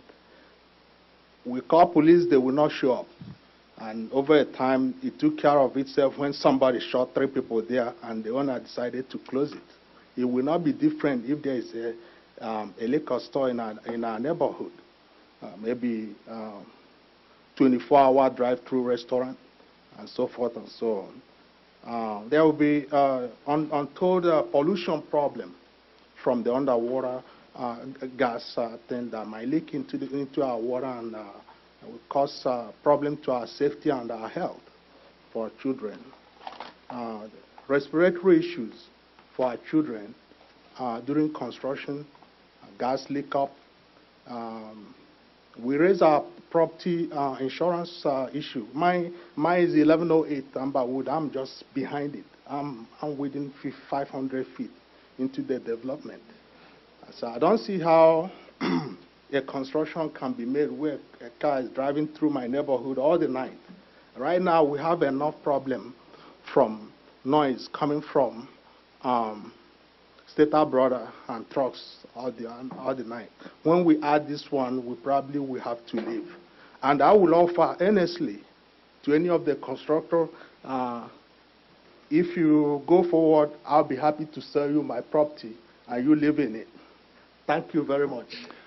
Thank you. David Aguilar.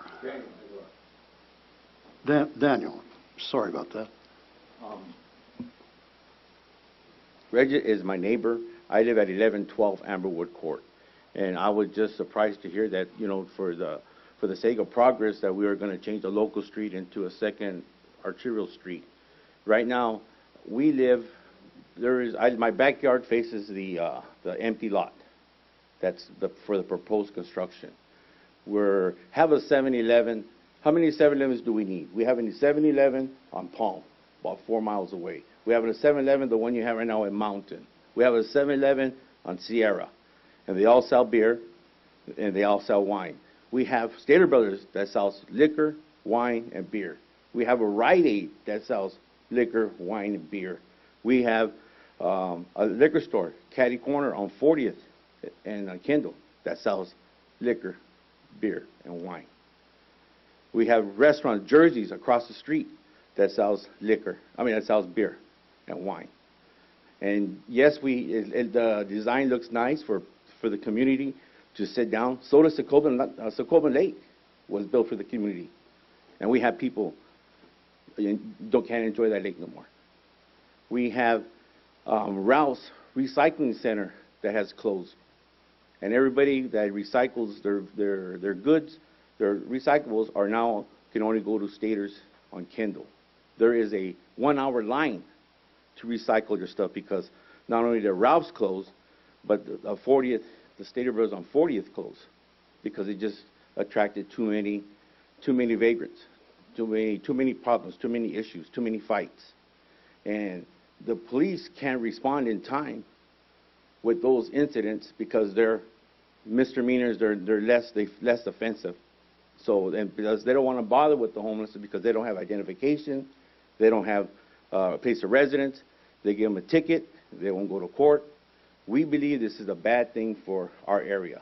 I mean, I'm under oath, and I can rest assured you and tell you that there was no outreach to the community because I live right behind there, and nobody has knocked on my door and said, this is what we're going to do.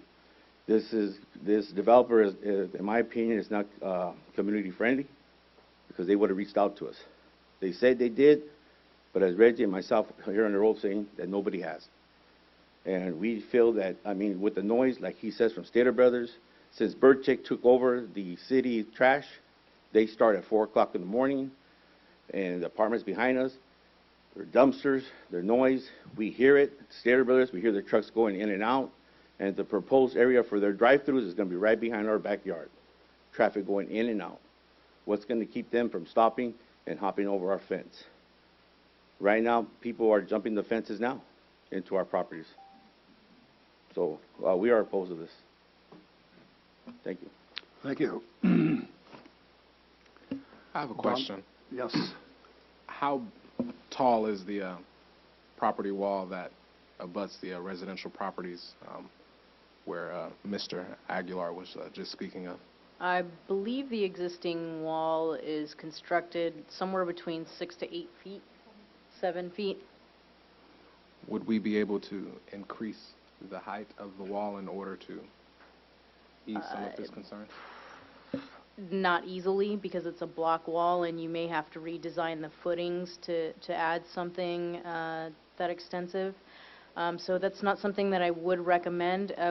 We are going to have like a significant landscape buffer between the existing residences, though, especially on the back side there where the restaurant will be.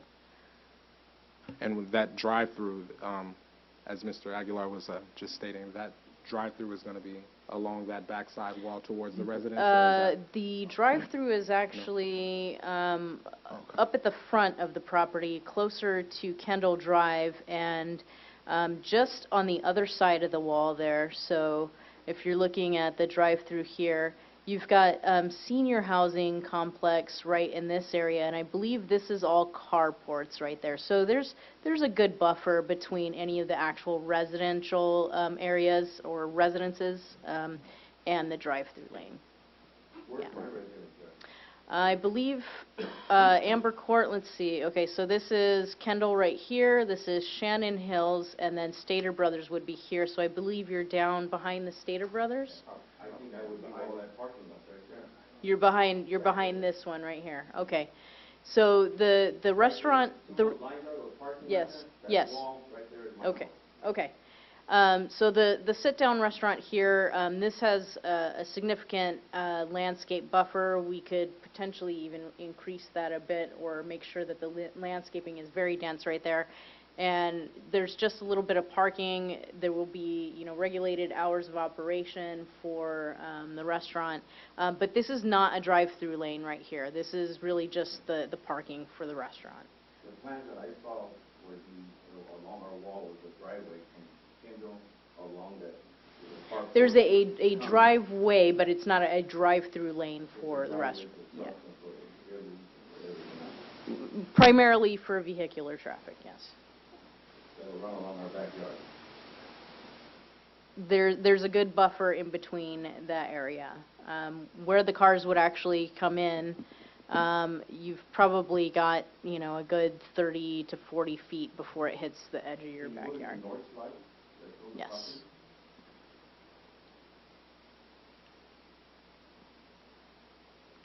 Okay, so let's see. This is probably the closest. Okay, so you're. The one you had before. Yeah. South. There you go. South. From here. Yeah. No, the other one. I'm sorry. Further back. This one. Okay. We're right in the corners along the brick wall that's on your right-hand side. Those are the apartment complex. Correct. Right. On the right-hand side, yes. That's the senior housing. Yeah. Excuse me, Mr. Aguilar, if you could just, because this is being televised, if you could come up and so everybody can hear. The plans that I saw were along the right-hand side of that brick wall where it goes all the way straight down. I live in the corner, right where the brush is at. Okay, And so I was down in this right there. corner here? Our houses are Yeah. lined up right there. There's like 6 houses.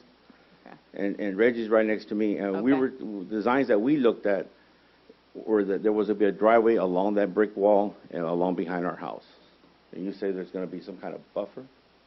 There's a landscape buffer there, yes. Yeah. If you go back to the site plan. There will be a landscape buffer. Frontal. There's not now because the development is not there yet, but. And we can certainly work with the developer. There may be an opportunity if there's a couple of extra parking spaces to flip the parking from the property line wall to the back of the building and put the drive aisle against And my concern is because, you know, on that parking area, there's a lot of people, unfortunately, that live in their cars.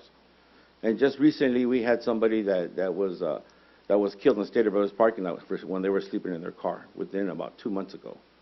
And we have grandchildren, we have young kids that live in the area, and we're just concerned that this is not something that we are for.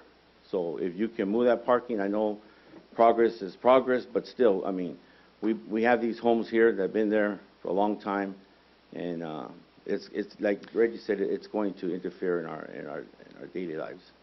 This is also the restaurant, I just want to point out really quickly, will be the third phase of the project. So there's a little bit of time to add some modifications to the design, maybe add a little bit more landscaping at the back there so you don't have as much traffic. I understand that, but my main concern is that they're not going to be there 24 hours a day. It's not going to be open 24 hours a day. Right. And you know, like just like when AAA moved from downtown San Bernardino, they moved because once they closed, everybody came in. Sure. And especially if it's a nice, brand-new area with a buffer where they can rest and sleep, and eventually it's going to happen. You know, we got people sleeping there right now that we have to move out. And we get no response, we get no help from the law enforcement. But it's just, to me, in my opinion, it's going to create a lot more problems. And, you know, if this was your community, you would be concerned too. This is my community. I mean, your immediate community. If it was your backyard. It is. Or you I live on mean, Amberwood Court. I used to live right in the apartments, very close, and I live on the other side of Little Mountain now, but, yeah. I don't mean to be rude, but yeah, I know. Thank you. Help me understand a little better. When it says here designation of Shandon Hills Drive from a local street to a secondary arterial, are there physical changes that are made to the There's no street? physical changes at all. They're all in place already. It's just a matter of classification in terms of the circulation element. It was already built out to the standards of a secondary arterial. It just wasn't classified that way in the general plan. So our development code required that it had to meet the same classification. Okay, thank you. We have one more speaker, Donald Fengsey.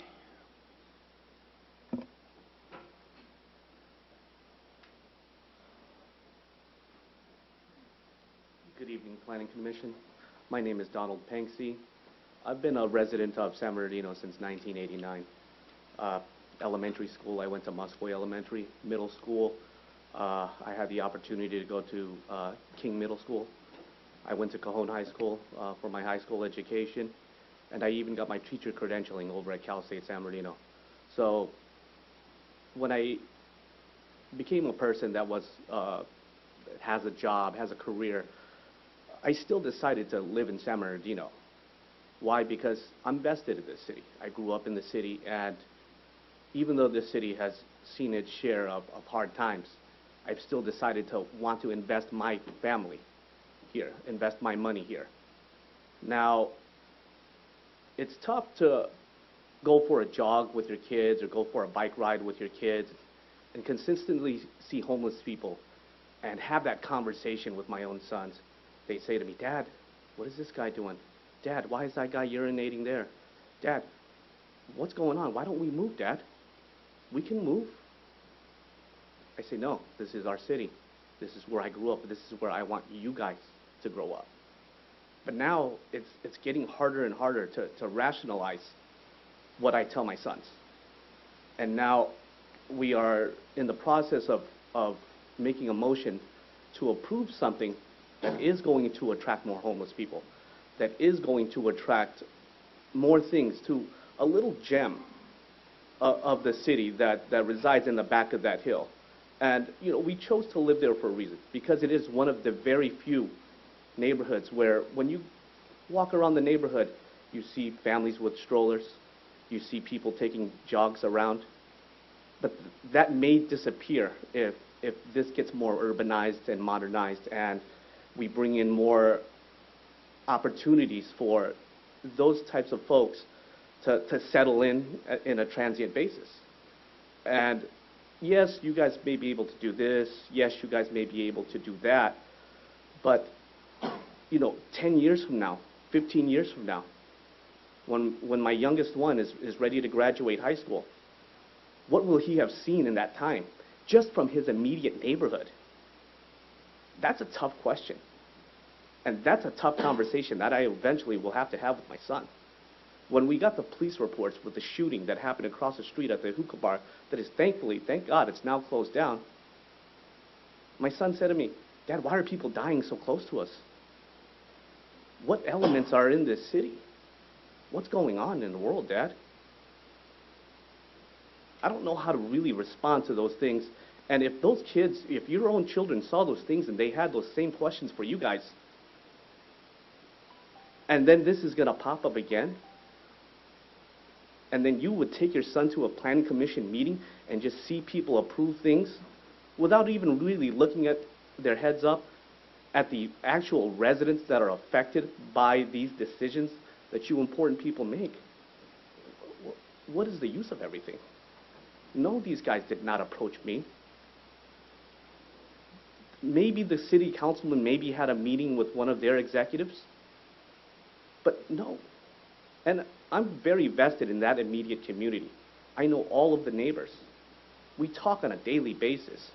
We chat on social media on nextdoor.com about so many things all the time. But yet to have this pop up,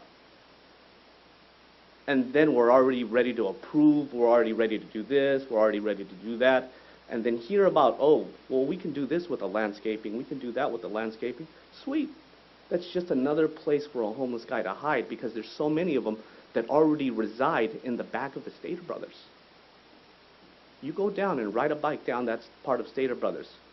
You will see trash, you will see needles, you will see so many things that you don't want your children to see ever in their lives. But yet they have to grow up sooner than we would like them to. And we have to have those conversations sooner than we would like to because of that fact. And now we're going to approve this measure. I know you guys are all going to approve it. I hope you guys don't. I've been praying to God all last night when I found out about this meeting that this would not be occurring. So I'm here today to speak my mind about this situation. I'm a person that sees kids grow up all the time because I'm a middle school teacher. They tell me what they see, they tell me what they hear, and I see them develop from kids into eventually high school students, college students, and then eventually adults. So I talk to them. I understand what happens. And now we're doing this to an immediate community, and what that is saying to that immediate community is, hey, even though the sign at the door says Grow San Bernardino, what are we really growing? Are we growing good kids? Are we growing places for families to want to come in and raise their own children? Or are we growing something else here? That's all I have to say. I appreciate your time. Thank you, Donald.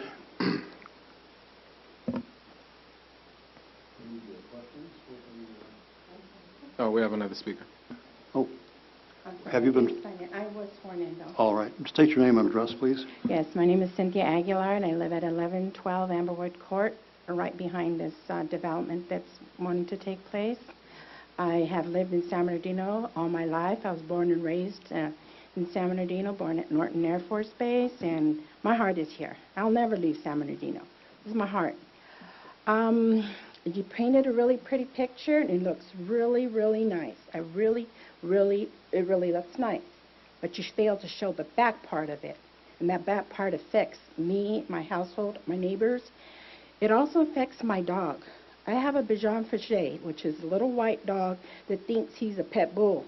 And he hears noises. He hears people. He barks ferociously. That's the only time he'll bark. He barks at the UPS, the FedEx, and noise that is not supposed to be there. You say there's going to be a buffer or something like that. But my dog, my neighbor has a dog. Now what's to stop people, oh, shut up, dog, and throw a bottle at my dog or at my property because my dog is barking viciously. And sometimes I have to put him outside because I leave for something or other, and I don't want him inside the house because I don't know if my alarm will go off. In other words, what I'm trying to say to you is you didn't show the backside, what it's going to look like, how it's going to affect people, but there is always a flip side. And that flip side is us. We are living there. We have our gatherings there. Our family comes over. And then the noise, we're going to be asleep. The summertime, you have your sliding door open. what am I going to be hearing? What am I going to be hearing back there? People doing their thing? I really don't think that's appropriate for a family neighborhood to be hearing stuff like that. But it's in God's hands. I pray people make the right decision. I looked down the street on Palm, over that development that's over there. Why don't y'all move over there? That would be a good idea. There's property over there, nobody's even in there. But you want to be right on top of us. There's already a Circle K going across the street by the I don't know what they call those, cannabis store. Is that the same development? That project was not approved. Oh, because there's a big old sign like it says I it's know. approved. It's not and then approved. on our side has just a for sale sign. That But project was anyways, not approved. when you make your decisions, you have to think of everyone. I'm sure you do, and I'm sure you do, but in the long run, at the end of the day, it's going to affect us, and it affects our households, it affects my animal. I don't know if you guys are dog lovers. I'm a dog lover. I have my dog. He's my best friend. And to find out that, he's barking and barking, and it's because people are there that he's not used to, and I don't think he'll ever get used to that. Anyways, that's it. Thank you. Thank you. Any questions from the council and commission? I have a comment. Okay. I thought I heard Mark say that you could probably work together with the developer and maybe the residents to discuss more that backside that everybody seems to be concerned about. Is that Yes. a doable thing? Yeah, I mean, certainly Chantal worked on this project more closely than I have, but it is slightly overparked, so there may be an opportunity to move the parking stalls instead of facing to the northwest up against the residents' homes. They could be moved to the back of the restaurant building, and then we could find an alternative location for the trash enclosure. But I think there's a couple of minor improvements that we could, or minor tweaks we could make to the site plan, I think that would make a big positive impact on the neighbors. Is that something that we would have to wait until we can see what those recommendations are, or do we need to vote today? It's really up to the commission whether they want to see the redesign or whether that could be addressed as a condition on the project. Okay. Would that be a sufficient remedy for the concerns that the residents were bringing forward before we go any further? Well, I think that's a discussion for the commissioners to have amongst themselves. And I wanted to ask, is there going to be on-site security? Because, I've heard that comments with the homeless. We hear from our neighborhood association, we clean up the parks for the homeless. Or we don't, in Muscoviabi, they removed the recycling because a lot of that. And they worked with the Jack in the Box to remove a lot of bushes and trees because they were encampments. So we often hear that concern. And I commented that it was really nice because I look at projects where people can gather, places people can gather, and it's not just traffic going through. So will there be on-site security to help with that, because they may want to come in also?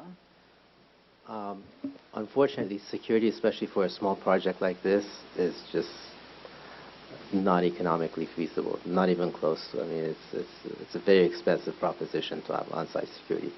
But I do know that the police department has procedures, and I think it's even in the conditions of approval where they ask for employees to be trained for certain things, not necessarily security, but just how to manage the property in the appropriate way to stop loitering and so on. But on-site security is a very expensive proposition. So, and I'd also like to mention that we did not go house to house, but we did have through the city council member. In fact, there's a gentleman here who's at all of the meetings that we had.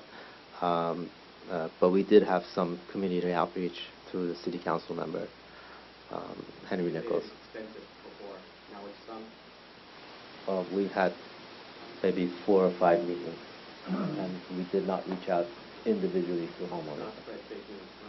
Can we please refer the comments to the council Yes. directly instead of dialoguing So between yourselves? let's hear from Donald Pingsey again. Now, by the way this gentleman is talking here, it seems like this is something that the approval is maybe just a formality. If it is just a formality as being an approval, I think the vote on this should be tabled for another day until I feel that the developer needs to do their due diligence in communicating directly with the immediate Edgewood Estate neighborhood, especially those that are going to have homes that are opposite of where the development will occur, in order to really elicit true feedback from those stakeholders involved. I mean, their stake is more critical than anybody else's. Also, I just wanted to add in the point of the gas station there. We have a gas station catty corner to that place, and I don't understand if this gentleman is talking about being economically viable. How is it economically viable to create something, create an investment, invest all of that money into a 6-pump gas station when there is a 4-pump gas station that is never busy in that intersection already, that is directly catty corner from where the proposed development will take place. Again, maybe long-term, 20, 25 years from now, they may be thinking about building more housing in the far back going into the hill. But as of right now, what the developers are presenting forth are incomplete and inconclusive. And that's why I do recommend that the commission table this vote until the developer is able to come up with a more accurate reflection of what the development will be and how it will affect the immediate community. Thank you. Thank you, Donald. Reginald? Thank you, sir. I just speak to concur with Donald. Like himself, I'm also a teacher. I teach college. I went to Cal Poly Pomona, and I have lived in San Bernardino County for close to 29 years at this time. When we bought the house in the neighborhood in the maybe 2000, when there was a crash, it was a lot of problems. But thank God we were able to assemble good neighborhood and residents that we have worked together to live there. I hate to throw everything away at this time because of a gas station or whatever they are saying. And being on that oath, I want to say category that we were never contacted. My house is one that is behind the construction with Daniels. If there is any consultation, we probably would have been the first. And we talked around the neighborhood before we started coming to the meeting. I don't think even a pastor there, Glenn, nobody was consulted. That is being on that oath. But I look forward to a way we can work collaboratively going forward to make it work out one way or the other. Thank you. Thank you. Yes, take the stand, please. Thank you again. The quick comment is that when Ms. Lopez, you made that comment, you weren't too sure about the area. So when I don't know what the process is for you commissioners, when you make the decision to approve a development, do you guys know the area? Do you guys drive by the area? Or do you just go by the slides that are presented to you by the people that are the developers? That's the other question. My other question is why are they wanting to move 1.5 miles away from their store to this other corner? Is there issues on the existing property that they have? I mean, why move your business 1.5 miles to a neighborhood where they're at, and there's no neighborhood? There's a school, there's a baker's, there's apartments, there's no housings around there. That's the questions that are going through my mind right now. The question that I had asked staff was, was there any structural changes to the street? But I am familiar with that area. And I think, that the applicant has met all the conditions, it seems. Our staff don't take these things lightly. There's a lot of things that have to be met, and I think he has met those. He has a right to also profit from his holdings and so forth, or the pursuit of happiness, just like everybody else. So what we're really looking for is a medium. And I think the medium was suggested for those residents that are going to be directly impacted because their property backs up into it, which is what Mr. Persico suggested, that maybe all three of this group can work together and find something, But it is, I don't think it's completely fair to expect that the applicant is going to, not pursue what his holdings require, and he has met all the conditions. But I understand the concerns that you have. I think I would have the same concerns if my property was that close. But I think we've been given an idea, at least, to let's work together to see if we can resolve it. And I think the department has already said through what Mark Persico said that he's willing, and I think the vendor has also said that they would be willing also. So what we need to hear from you, the residents, is, are you guys willing to meet? And I think we heard from one gentleman who said he was. I would say no. Thank you. Thank you. Through the chair. As was mentioned earlier, this is phase 3 of the project, the back part of the restaurant. Yes, that's correct. In the approval, can it be conditioned somewhat to where that phase 3 is looked at, and some, obviously, like we said, with make some changes, but to move forward with the project and then revisit it for that phase? If I may, Commissioner, I think because it's one approval for the entire project, if the Commission wants to look at design changes, the approval has to be all-encompassing. So the Commission, if the Commission moves forward with a recommendation to the Council, again, this has to go to the Council, the Commission would approve all 3 phases of the project. If you wanted to make specific changes to phase 3, such as looking at moving the parking so that the parking is adjacent to the building, that needs to be handled as a condition, because the way the project is presented, I don't think you can approve phases 1 and 2 and not 3. You're welcome. I have a question. In regards to this conditional use permit that's being proposed, if it's voted on and the project moves forward, and the residents that live within the proximity of this proposed development, if they have an issue with the way that they're commencing business, or it's creating a public nuisance or reducing their quality of life in their area, is there any sort of recourse or any type of appeal process that they would be able to address their grievances to in the event that that would possibly occur? I know that there's some sort of clause or something that we have in here that would protect the residents in the event of that. And Chantal may have the condition off the top of her head, but yes, there's 2 avenues to pursue. One is the traditional code enforcement route, and then the second is condition number 17. Thank you. I knew you'd have the number.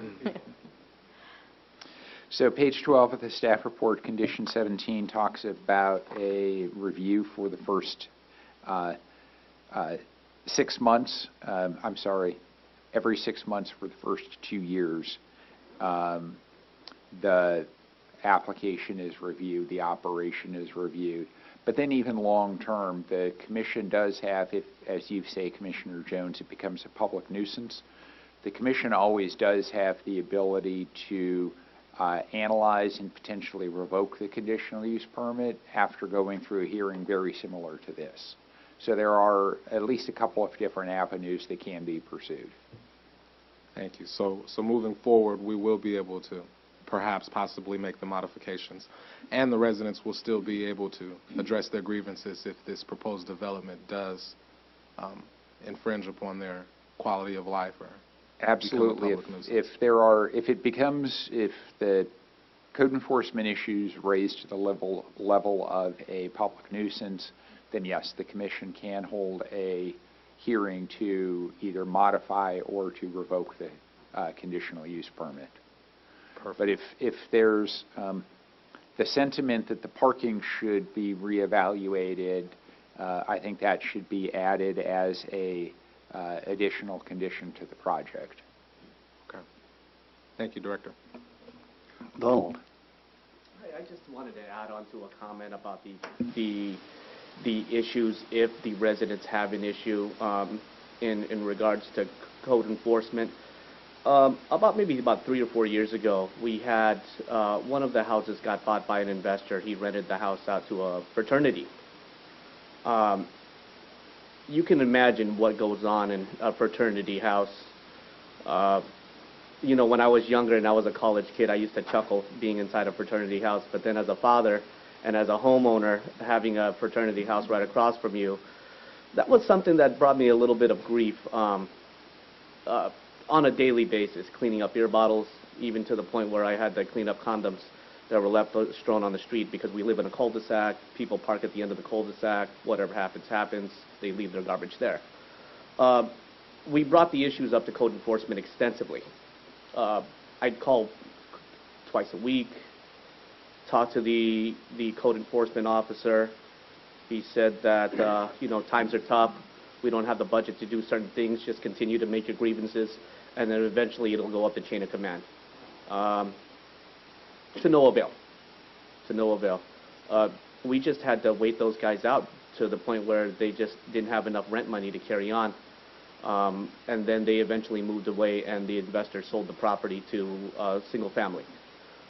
So when we talk about ways to counteract certain things occurring, code enforcement is there, but they're not there the way we would like them to be there.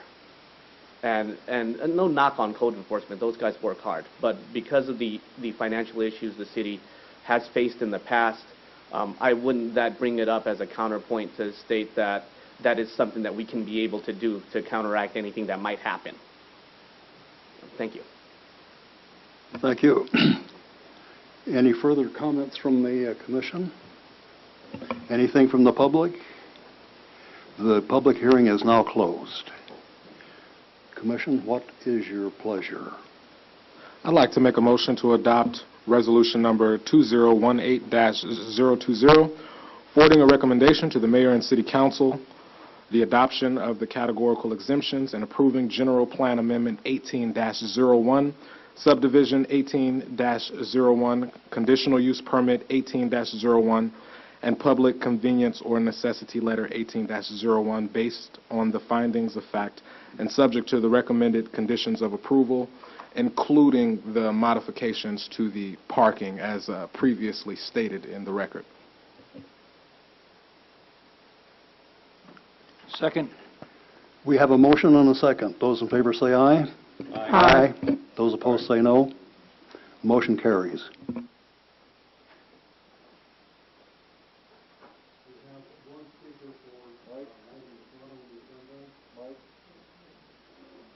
We have one speaker for an item not on the agenda, Eileen Lopez. Hi there. Hi. Hi. So my name is Eileen Lopez. I don't know, should I give my address? I am a student from Cal State San Bernardino. Okay, so good evening, Planning Committee. My name is Eileen Lopez. I am a social work student at Cal State San Bernardino. My colleagues and I are here today to speak on an event which we'll be hosting Saturday, March 31st, 2018. We are reaching out to bring to your attention the amount of trash in the city of San Bernardino, specifically off of West Baseline Street. We surveyed the community, and in response, we received a high concern of trash in alleys and streets, as well as loitering of homeless and sex workers in the area surrounding our children's schools. We are aware that this problem is too grand for us to address alone, so we are here today to ask for any help and resources that can partner up with us on Saturday, March 31st. If any of you will be willing to speak with us after, we'd greatly appreciate that. For this event, it would be ideal to have police patrolling in the surrounding area during the cleanup for precautionary measures. In this effort, this will make the community members and volunteers feel safe. We would also need the approval of Council Member Benito Barrios to conduct a food drive in partnership with Marcia from St. Mary's. We need to make a change in the right direction, and we believe this is a start. We have contacted Adopt a Street Foundation for their help in supplying us with the tools we need to clean up the streets, and learned that this program is no longer up and running. We then decided to go directly to the source and got in contact with Timothy O'Neill with Public Works, who has agreed to give us supplies for our event. So this is why we are here today, to speak to you directly. Help us help you and the community of San Bernardino. Thank you for your time. Thank you. Thank you. Could you give me that information for that Saturday event on the 31st again? Yes.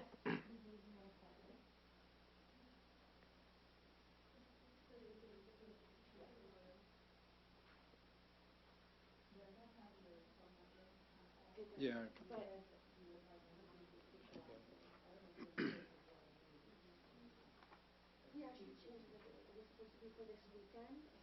Because we're going to have rain, we changed it to the 31st. Great. We're actually going to come back, so we're going to give you guys new flyers with new information. Great. Thank you, Ms. Lopez. I don't have a phone number on here. Who would be the person to talk to? Eileen Lopez. And what is your phone? Phone number 760-399. 299? 7749. 299-7749. Okay, thank you.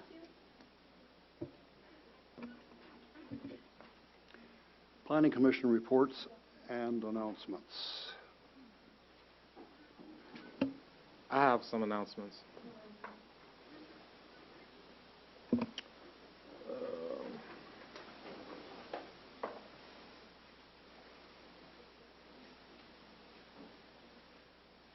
On Saturday, March 24th, 2018, Youth Action Partnership will host an event to encourage the residents of San Bernardino to serve their community through art while positively representing San Bernardino high schools in honor of legacy of Cesar Chavez.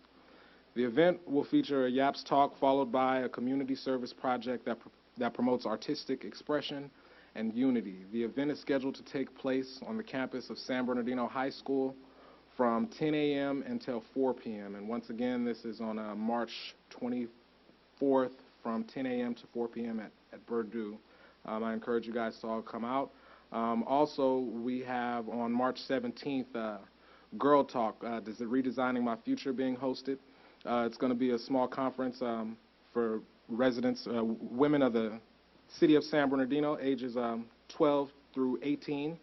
To invite them to get together and empower young women and teach them leadership skills and help them become more successful and prosperous as they grow older into developing citizens of the city.